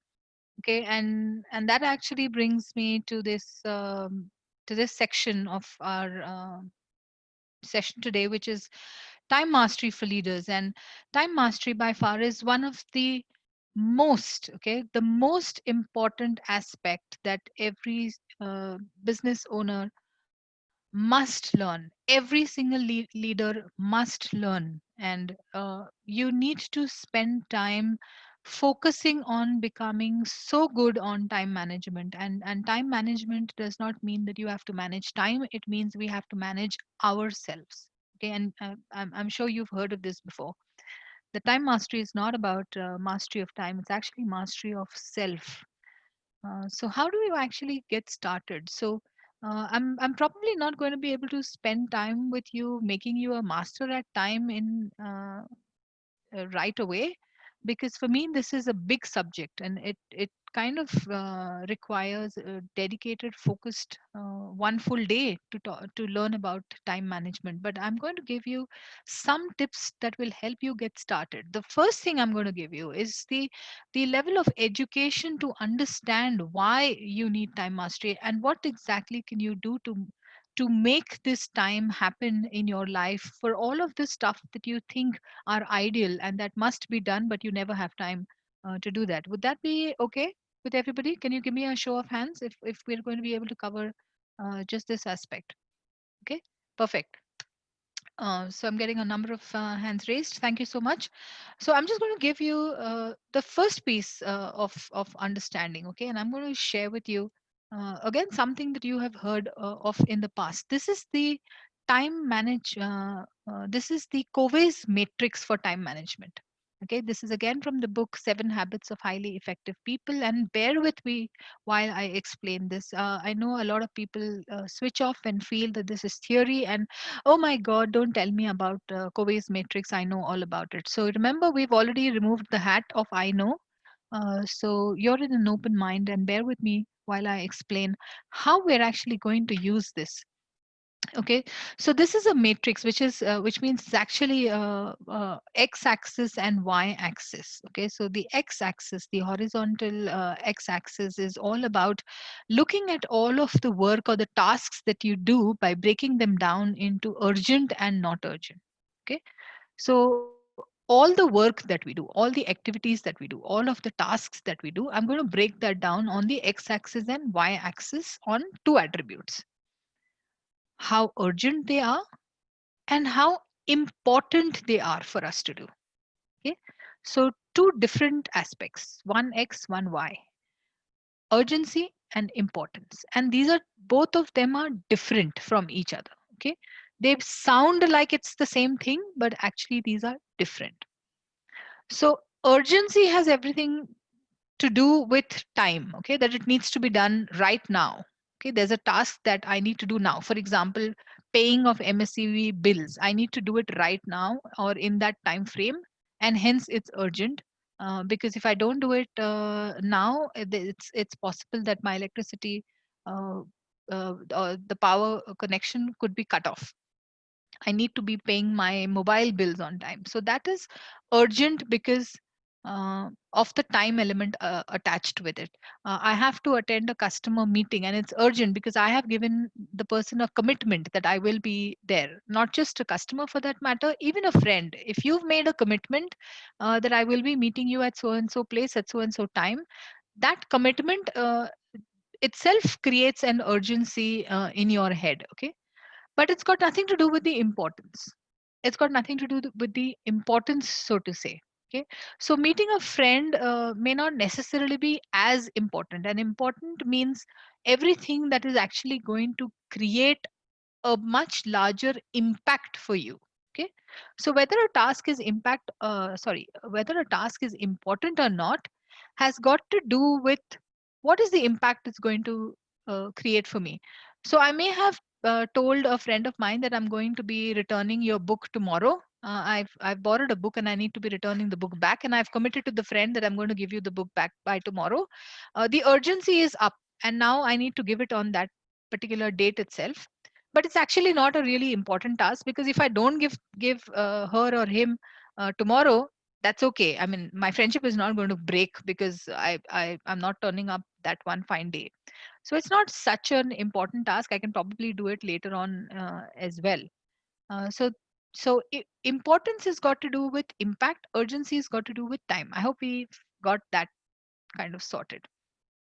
Okay. Some more examples I'll give you on the urgency aspect. So I told you tasks which are urgent, which means there are there's a crisis, or there's something that has to happen right now. There's a customer escalation that has happened. You need to take care of it right now, and that kind of task is urgent, and it is important as well. And if I put that on the XY axis, it's pretty much sitting in the first quadrant space, which is called firefighting. Okay, the first quadrant is firefighting space, where it's urgent and important both. Okay, it's high priority. It must get done now. These are all the commitments you've made to the customer, all commitments you've made to the business that has an implication. You have to get it done right now, there and then. Offers or proposals that need to go out, bugs that need to get fixed, material that needs to be dispatched, material that needs to be procured. Everything has a deadline, and we're kind of in that firefighting mode all the time. Okay. Now, on the right side of the quadrant, you'll see on the screen, there is a section which is marked green. These are your not so urgent activities. Okay, not urgent but important. Okay, it's important, but it's not really urgent. For example, training or attending this webinar is an important activity. It has an implication, it has a impact for you, but it's not urgent. I mean, the sky is not going to fall on your head if you don't attend this training program, if you don't attend this webinar. Nothing's going to really go wrong, but it is important. Okay. So relationship building, all of the processes development that needs to get done, all of the vision creation, that work that you have to do, all of your checklists that need to get created, templates that need to get created, planning that has to happen, all of the brainstorming that needs to happen, are all sitting in this green quadrant, which is not urgent and important. This is, ladies and gentlemen, called the activities associated with quality time, and this is also the leadership quadrant. All of the activities that you do in this quadrant are called leadership activities. Okay, so we, even in our family life, we talk about wanting to spend quality time with family, but we always say, I don't have the time really. I don't have a lot of time to spend with family, but maybe when I spend time, it's like really quality time, which means I am actually uh, doing stuff in that small piece of time that I have, which is significantly more value added and adding quality, adding more value to my relationship put together, is all under the leadership quadrant. So activities related to leadership quadrant will be interviewing, vision setting, training, process building, creating checklists, creating templates, innovation, R&D. All of this sits in the leadership quadrant. Okay. You also have areas, which are urgent but not so important, which is in the bottom of uh, bottom left of the screen, which is quadrant 3. Those are the activities which are a complete distraction. Okay. These are activities which feel like they are urgent, but they are not. And the example that I gave you about the friend, wanting to see me for the book, and me giving the commitment to give the book tomorrow, is actually a distraction. Okay, it's not required. The phone ringing. Okay, if I'm now in a discussion with a team member, and I'm actually talking to the team member, and suddenly the phone rings. I'm now distracted, but because the phone is ringing, it's now become a urgent activity that I have to respond to that phone. But actually, it's got a it probably could be a credit card salesperson, but I'm actually going to focus and pick up the phone, and it takes away my time. It's eating into my time.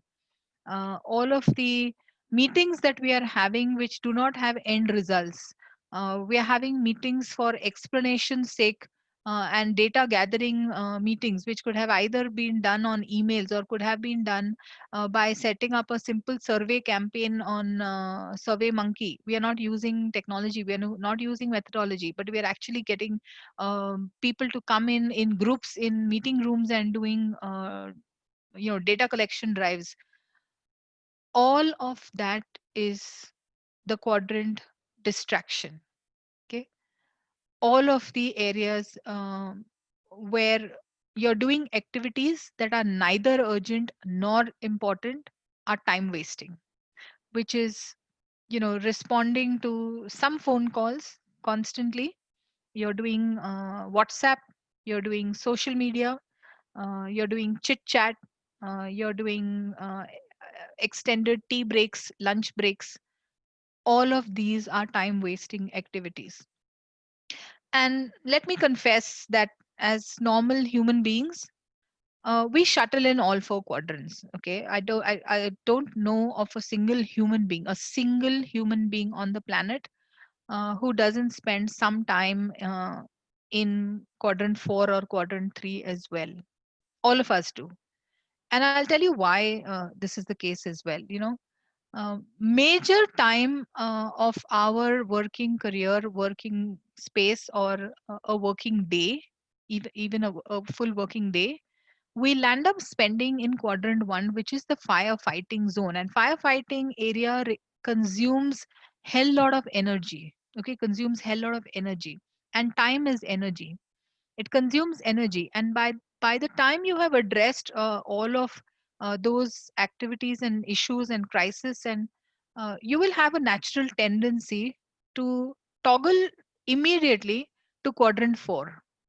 Okay, so you shift from firefighting mode to time wasting mode, because biologically, we drain out mentally after having worked for 9 hours constantly in a stressful high peak performance activity kind of environment.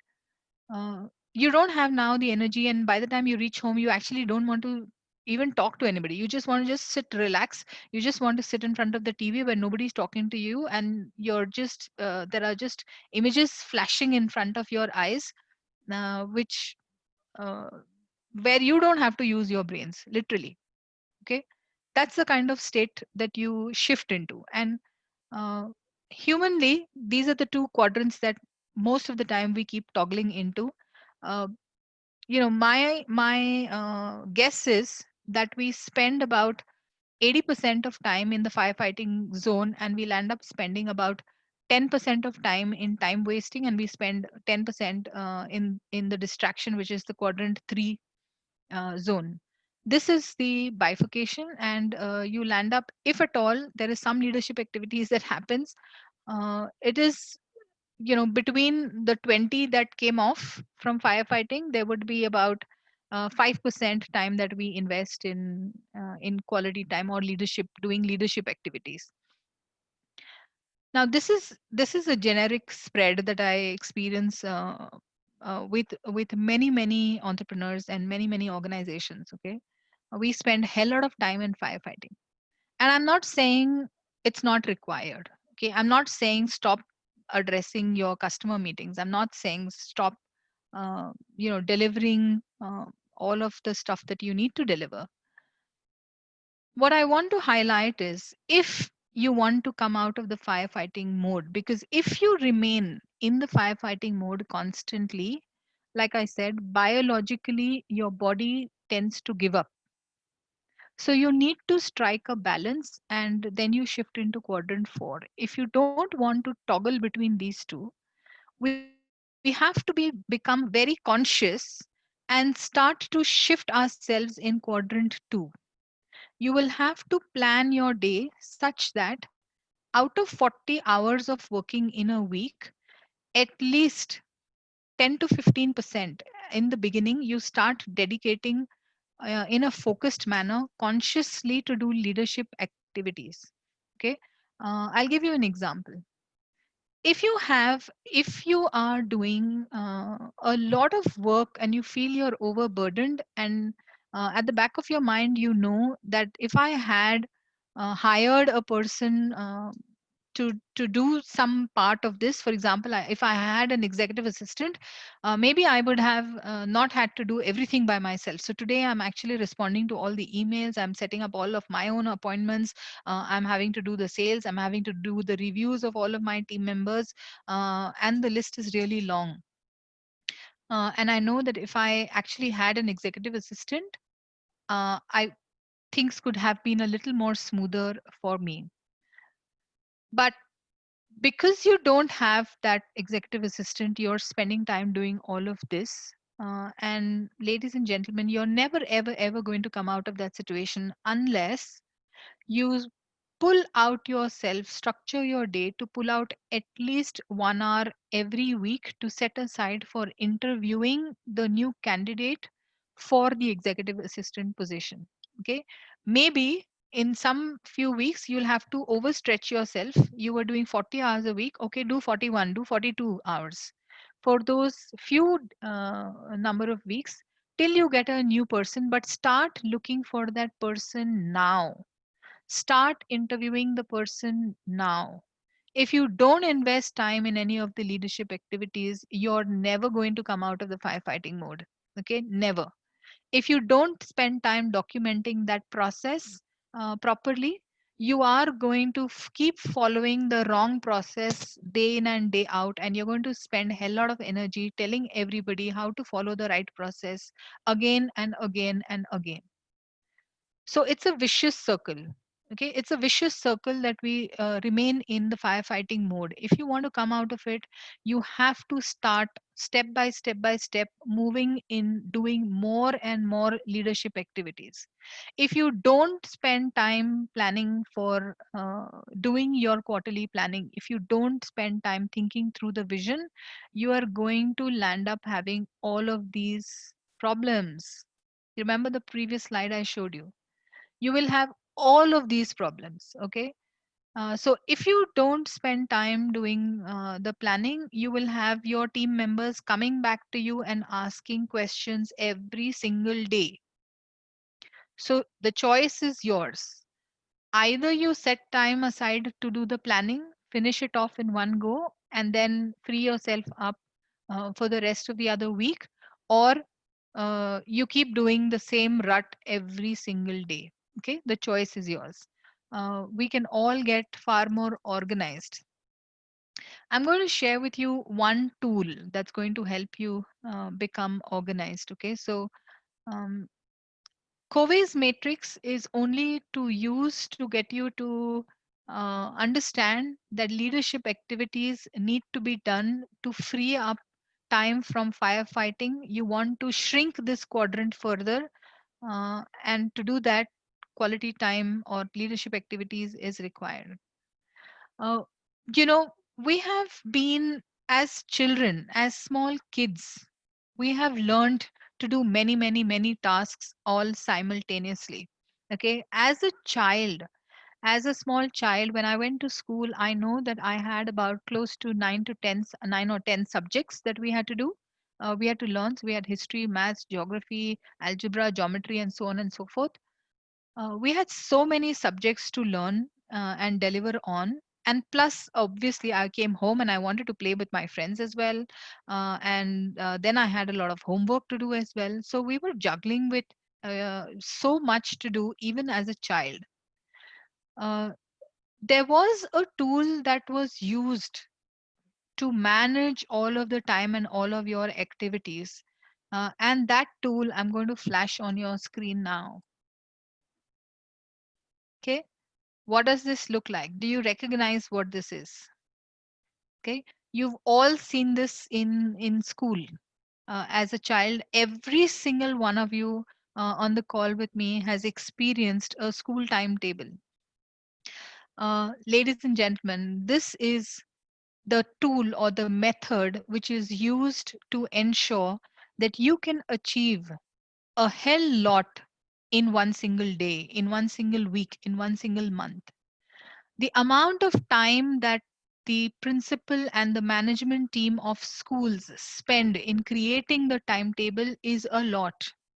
Imagine if they had not spent time preparing the timetable, would the kids have gone into class and come out smoothly without chaos, without worrying whether their syllabus is going to be completed or not? Okay, there would have been significant firefighting happening in school and in academics if we didn't have the timetable. This exact methodology we have completely now forgotten. We are not making use of this time, of this methodology. What the tool is actually telling you, okay, so the tool, creating a timetable, what does this really mean? It means first create a list of all the subjects that I have to be learning. So make a list of all of the blocks of or buckets of work that I need to do. I make a list of them, and then I spread it across based on time and availability of the people attached with those buckets. I then look at creating time slots. Okay, time slots which are broken down by either half an hour, 1 hour, 1.5 hour, whatever works for you, or 45 minutes, whatever works for you. Break that down into smaller buckets of time slots, and then put all of these subjects or those buckets of work in to fit into these time slots.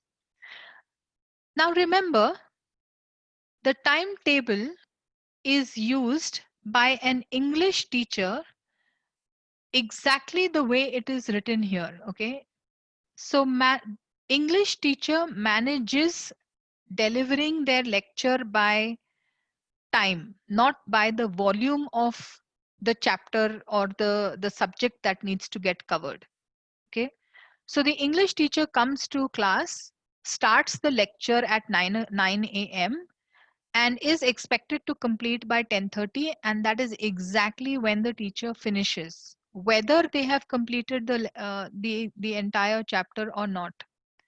If the teacher has not completed the chapter that she wanted to in that particular time slot, she will pick it up in the next slot where English is marked, which is Thursday 9 to 10:30. Okay, the teacher is not going to tell the next teacher, which is maths, saying, maths teacher, please wait for some time. Can you give me another 10-15 minutes? I'll finish this and then you come in. Okay. So manage work by time, not volume. If you get into the rhythm of doing this, you will start to put pressure on yourself to achieve that within that time. Okay. So if you say, let's say, create your timetable, and I'm going to show how this will look like in a business world for you. This is the default, what we call as the default diary. The school timetable is nothing but your default diary. Okay, you can create everything that you want to achieve in a day and put it on this diary.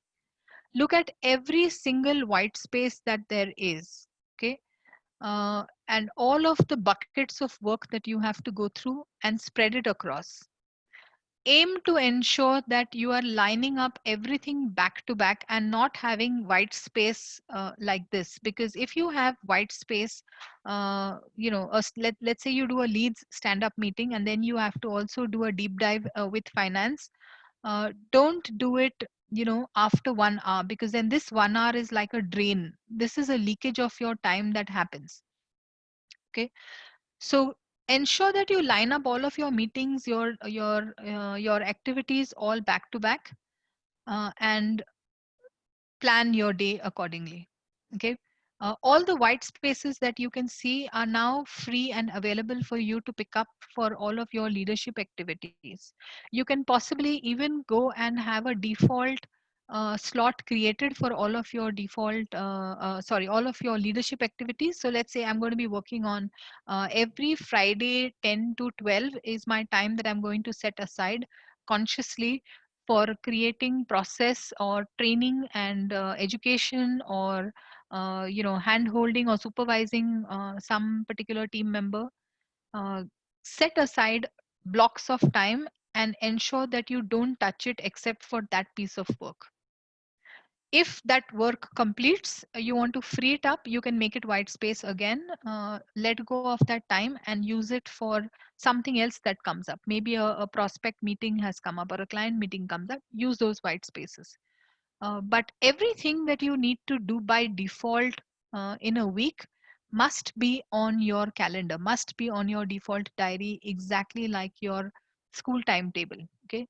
So the school timetable had a default of everything, all of the subjects that you had to study. So obviously, as a business owner, you will have some meetings, some discussions, some activities that you have to do by default. Please bucket them and put them in your calendar. Okay. So when we work with customers one on one, we actually help to create default diaries, and we push the owner to now start following a little more systematic or structured approach towards their own time management, because otherwise they're always going to be in this rut of not having time at all to do any of the activities. And coaching focuses predominantly, okay, uh, 85% of coaching is focused only on the leadership activities. It's not focused on the day to day, because you're very good on doing those day to day activities yourself anyways. Okay, you the perturbation is only for leadership activities, and that is where you get change. So the day you hire a coach, uh, you've already started dealing with perturbation, and you've already promised yourself the growth that you deserve. Okay.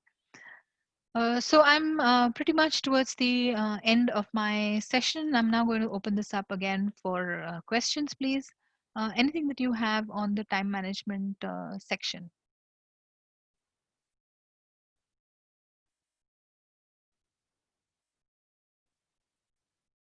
Okay, so I have a question from Sanjeevani, and she says, we've observed that priorities keep changing and the plan becomes obsolete, needs frequent revision. So, what is the ideal way to manage frequent changes? Okay, so too frequent changes, okay, very frequent changes, it means that enough thinking through, or 360 degrees, full rounded thinking through has not happened on the plan. If you change it 2 or 3 times, okay, I can understand we've made mistakes.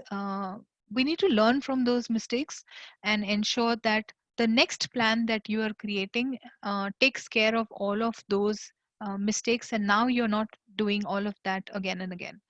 It can't be a way of life for sure. If you're living in a way of life where the plans just constantly keep changing every single time, yes, there is a bigger fix that's possibly required to look at what are the bigger goals or bigger buckets that we are working on. Has that changed grossly? Um, okay, so I don't know what could be a specific challenge. Once we deep dive into this particular your particular area, then maybe I'll be able to give you more insights. But it's definitely time for you to raise the question and look at, do we really want to do what we say we want to do? Okay, spend more time in doing the detailing around questioning the priorities, and then go about creating the plan. When you create the plan, ensure that the plan itself has been thought through 360 degrees, okay, and not just partially.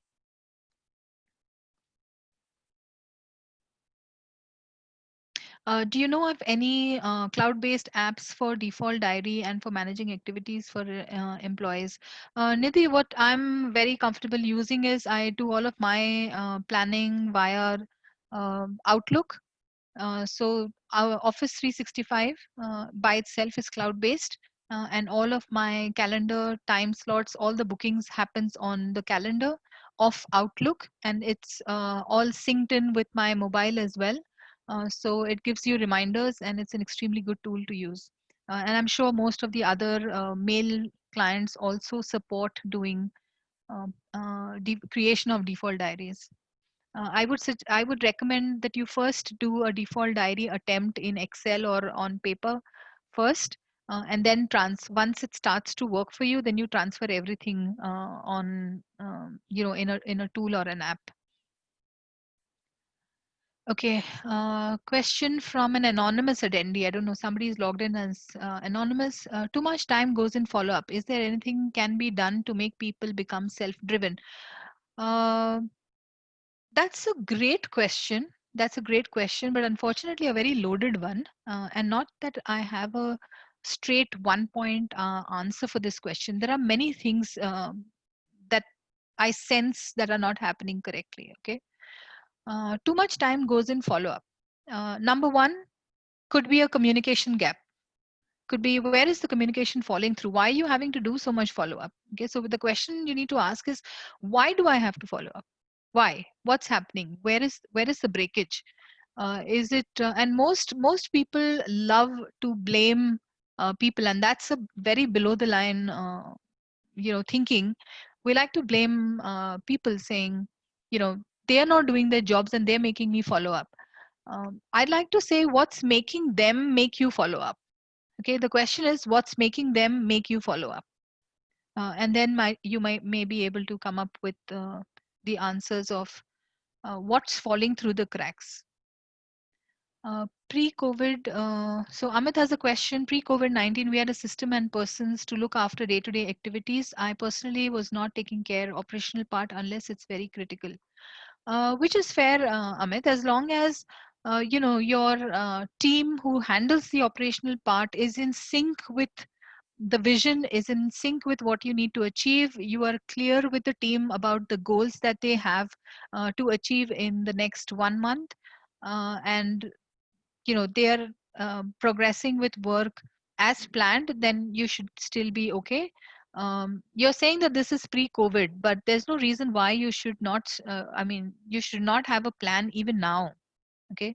um, you can virtually connect with any of your team members, even if it means just getting on a conference phone call. Please get on and do the planning, and then after that you don't need to necessarily get involved into the operational part on a day to day. They will take care. Okay, give me 3 to 4 task examples of what an EA accomplishes. Mr. Shankar, this is a very pointed question on executive assistant. An executive assistant to different entrepreneurs can mean differently depending on what they would like to offload. Some of my clients have EAs, and the work that they do for them could include keeping minutes of meeting, could include actually participating in meetings along with the owner and ensuring that all of the tasks that have to get done by the other leads or department heads are all followed up on the behalf of the owner, and it can get done. Sometimes business owners also use executive assistants for new initiatives, triggering off new initiatives that need to happen.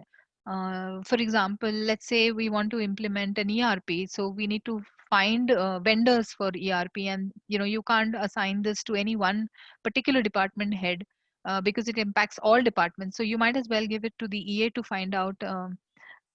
You know a list of vendors and line up meetings for you.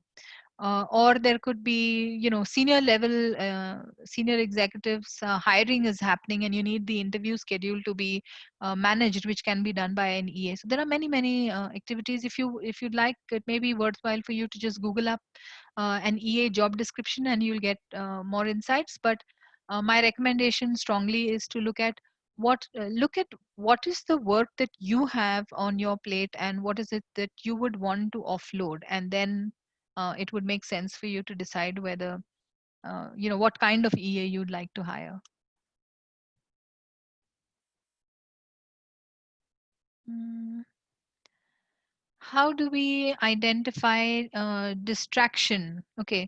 A distraction is a distraction is anything that takes you off from your main goal. Okay, anything that's taking you off from your main goal and does not have a very strong implication. So for example, if one of your team member comes back to you asking a question where you're in the middle of something, that is a distraction. But you may still choose to address that query because it's going to hold up that person otherwise, which is fair. But if this is happening on a very consistent basis again and again, repeatedly, then that distraction needs to be addressed by a leadership task of taking the bull by the horn and ensuring that either the person is not trained, so I must give training full fledged. Maybe spend one full day doing completing the training so that this person doesn't keep coming back as frequently as they keep coming up, or it could mean that the person itself is wrong. They don't have the skills and the talent required to do the job.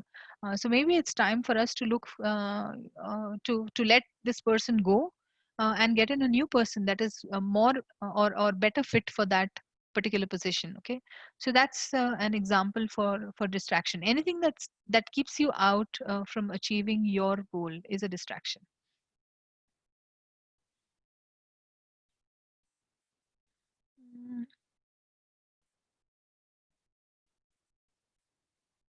Mm. Hardik says, look for Simon Sinek Huddle on YouTube for very creative remote meeting suggestions. Absolutely. I love that. Hardik, thank you for reminding. So please do look up on YouTube a video called the Simon Sinek Huddle. And that's an amazing video. You must watch it. I'm going to take this as a last question. So I'm towards the end. Should we hire intelligent minds rather than the average ones to overcome the time management, as they have the acumen to assimilate the significance of the job being done? Uh, Ashish, I think this question needs to be looked at again with in a very specific environment. When you say intelligent minds, does it mean more expensive people? Okay. So ideally, everybody wants to must be hiring intelligent minds. I mean, what's the point in you paying your hard-earned salary to somebody who's not going to be able to deliver? Nobody wants non-performers. But my guess is you're asking me this question is from the perspective whether it's worth it for you to make investments, larger investments acquiring higher quality talent. Okay, and this is all going to now be related to what is it that your company can afford. Okay, smaller businesses, and let's look at this. Business owners, when they start a business, you start a business by doing exchange of time for money.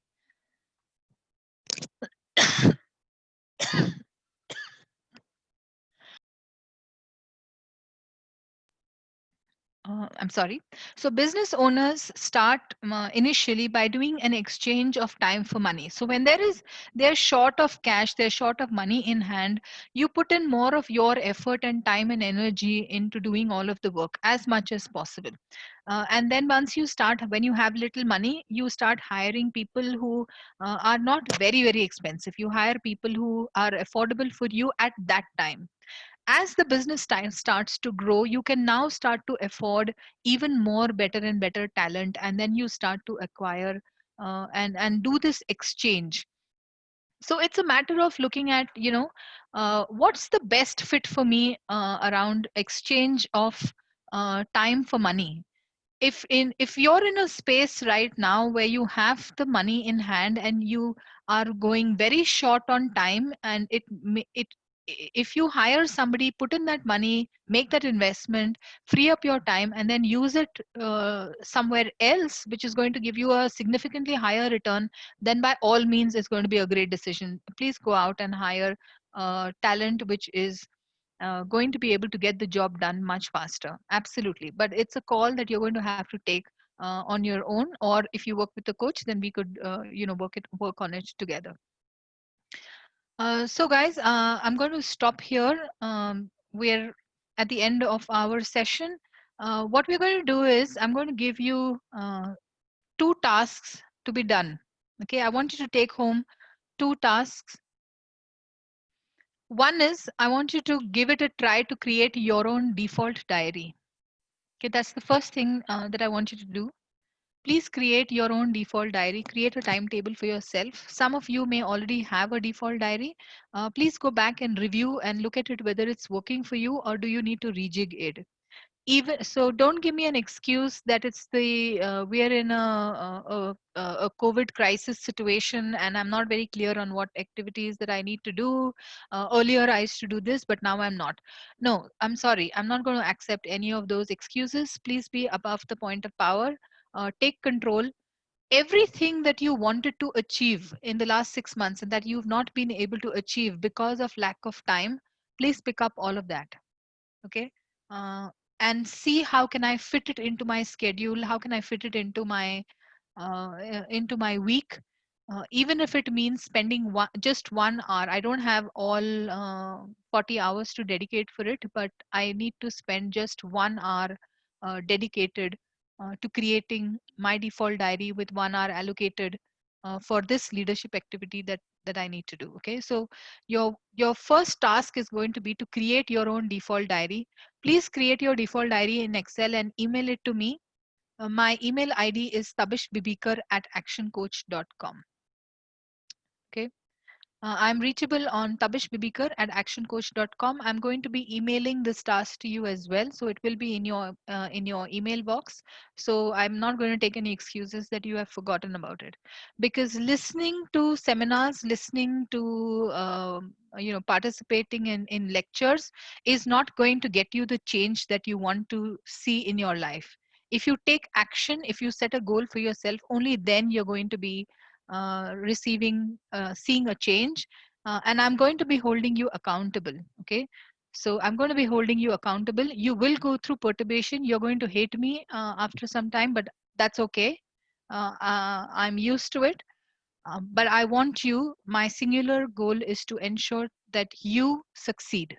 Okay, so I want you to create your default diary in Excel in the format that I showed you. I'm going to email a template to you. Please use that template. You can make modifications if you like on it. That's your choice. But make a default diary. Okay, that's the number one thing. The second thing I want you to do is think through uh, about the vision of your organization or your team or your area of work. Okay, so not everybody on this call is necessarily responsible for the entire business. You may be responsible for certain pockets, but tell me, what is the vision? And you can give me bullet points, you can give me a picture, you can give me uh, communicate with me in any form that you like. Tell me, what's your vision? What do you want to achieve? If you're the head of sales, tell me, you know, what would you like yourself and your team to achieve in sales? And how should your team look like maybe 5 years from now? Okay, what's going to really make you feel proud? Okay, give me that either in an articulated bulleted list format, or give me a picture which shows me people standing with some achievements that they've made, whatever format you like. So if you're the head of finance, tell me what's going to make you really proud. What is it that you're on a journey to achieve? Where would you like your team and yourself to be 5 years from now? If you're a CTO, then I want you to imagine, what is the technology innovation that you are really wanting to achieve? What is it that the team is going to be really excited about working on that's going to contribute significantly for your company as well? In short, I want you to think through of your vision. I don't care how you word it. You may make a lot of grammatical mistakes. You may not. Not be able to give me a smooth sentence the way you saw Amazon's. But give it a try, and we'll pick it up. So please email me your vision statement, email me your default diary. These are two things that I want you to complete before our next session on Saturday. Quick announcement before I let you go. The next session on Saturday, which is, what's the date? Okay, my computer's 23rd. Okay, so 23rd of May is our next session on Saturday, same time 2 to 5. The session is going to be on marketing, and it's going to be driven by my colleague, Coach Nalin Mehta. Okay, so Nalin is going to be picking up the topic on marketing. I'm going to be on the call all throughout in the next session as well. So if there are any questions that you have on the subject that we have covered today, we will start next week taking questions from you first and see if we can spend 10 minutes to answer all of the questions, because once you go back home and you mull over it, you may come up with some new thoughts. Feel free to share them. If you want to write to me on an email, feel free to do that as well, and I'll respond to as many as I can. Okay, all the best, guys. Cheers. Thank you so much, and have a great rest of the evening. I hope this was an extremely good use of your time. Thank you so much. Cheers. Bye bye.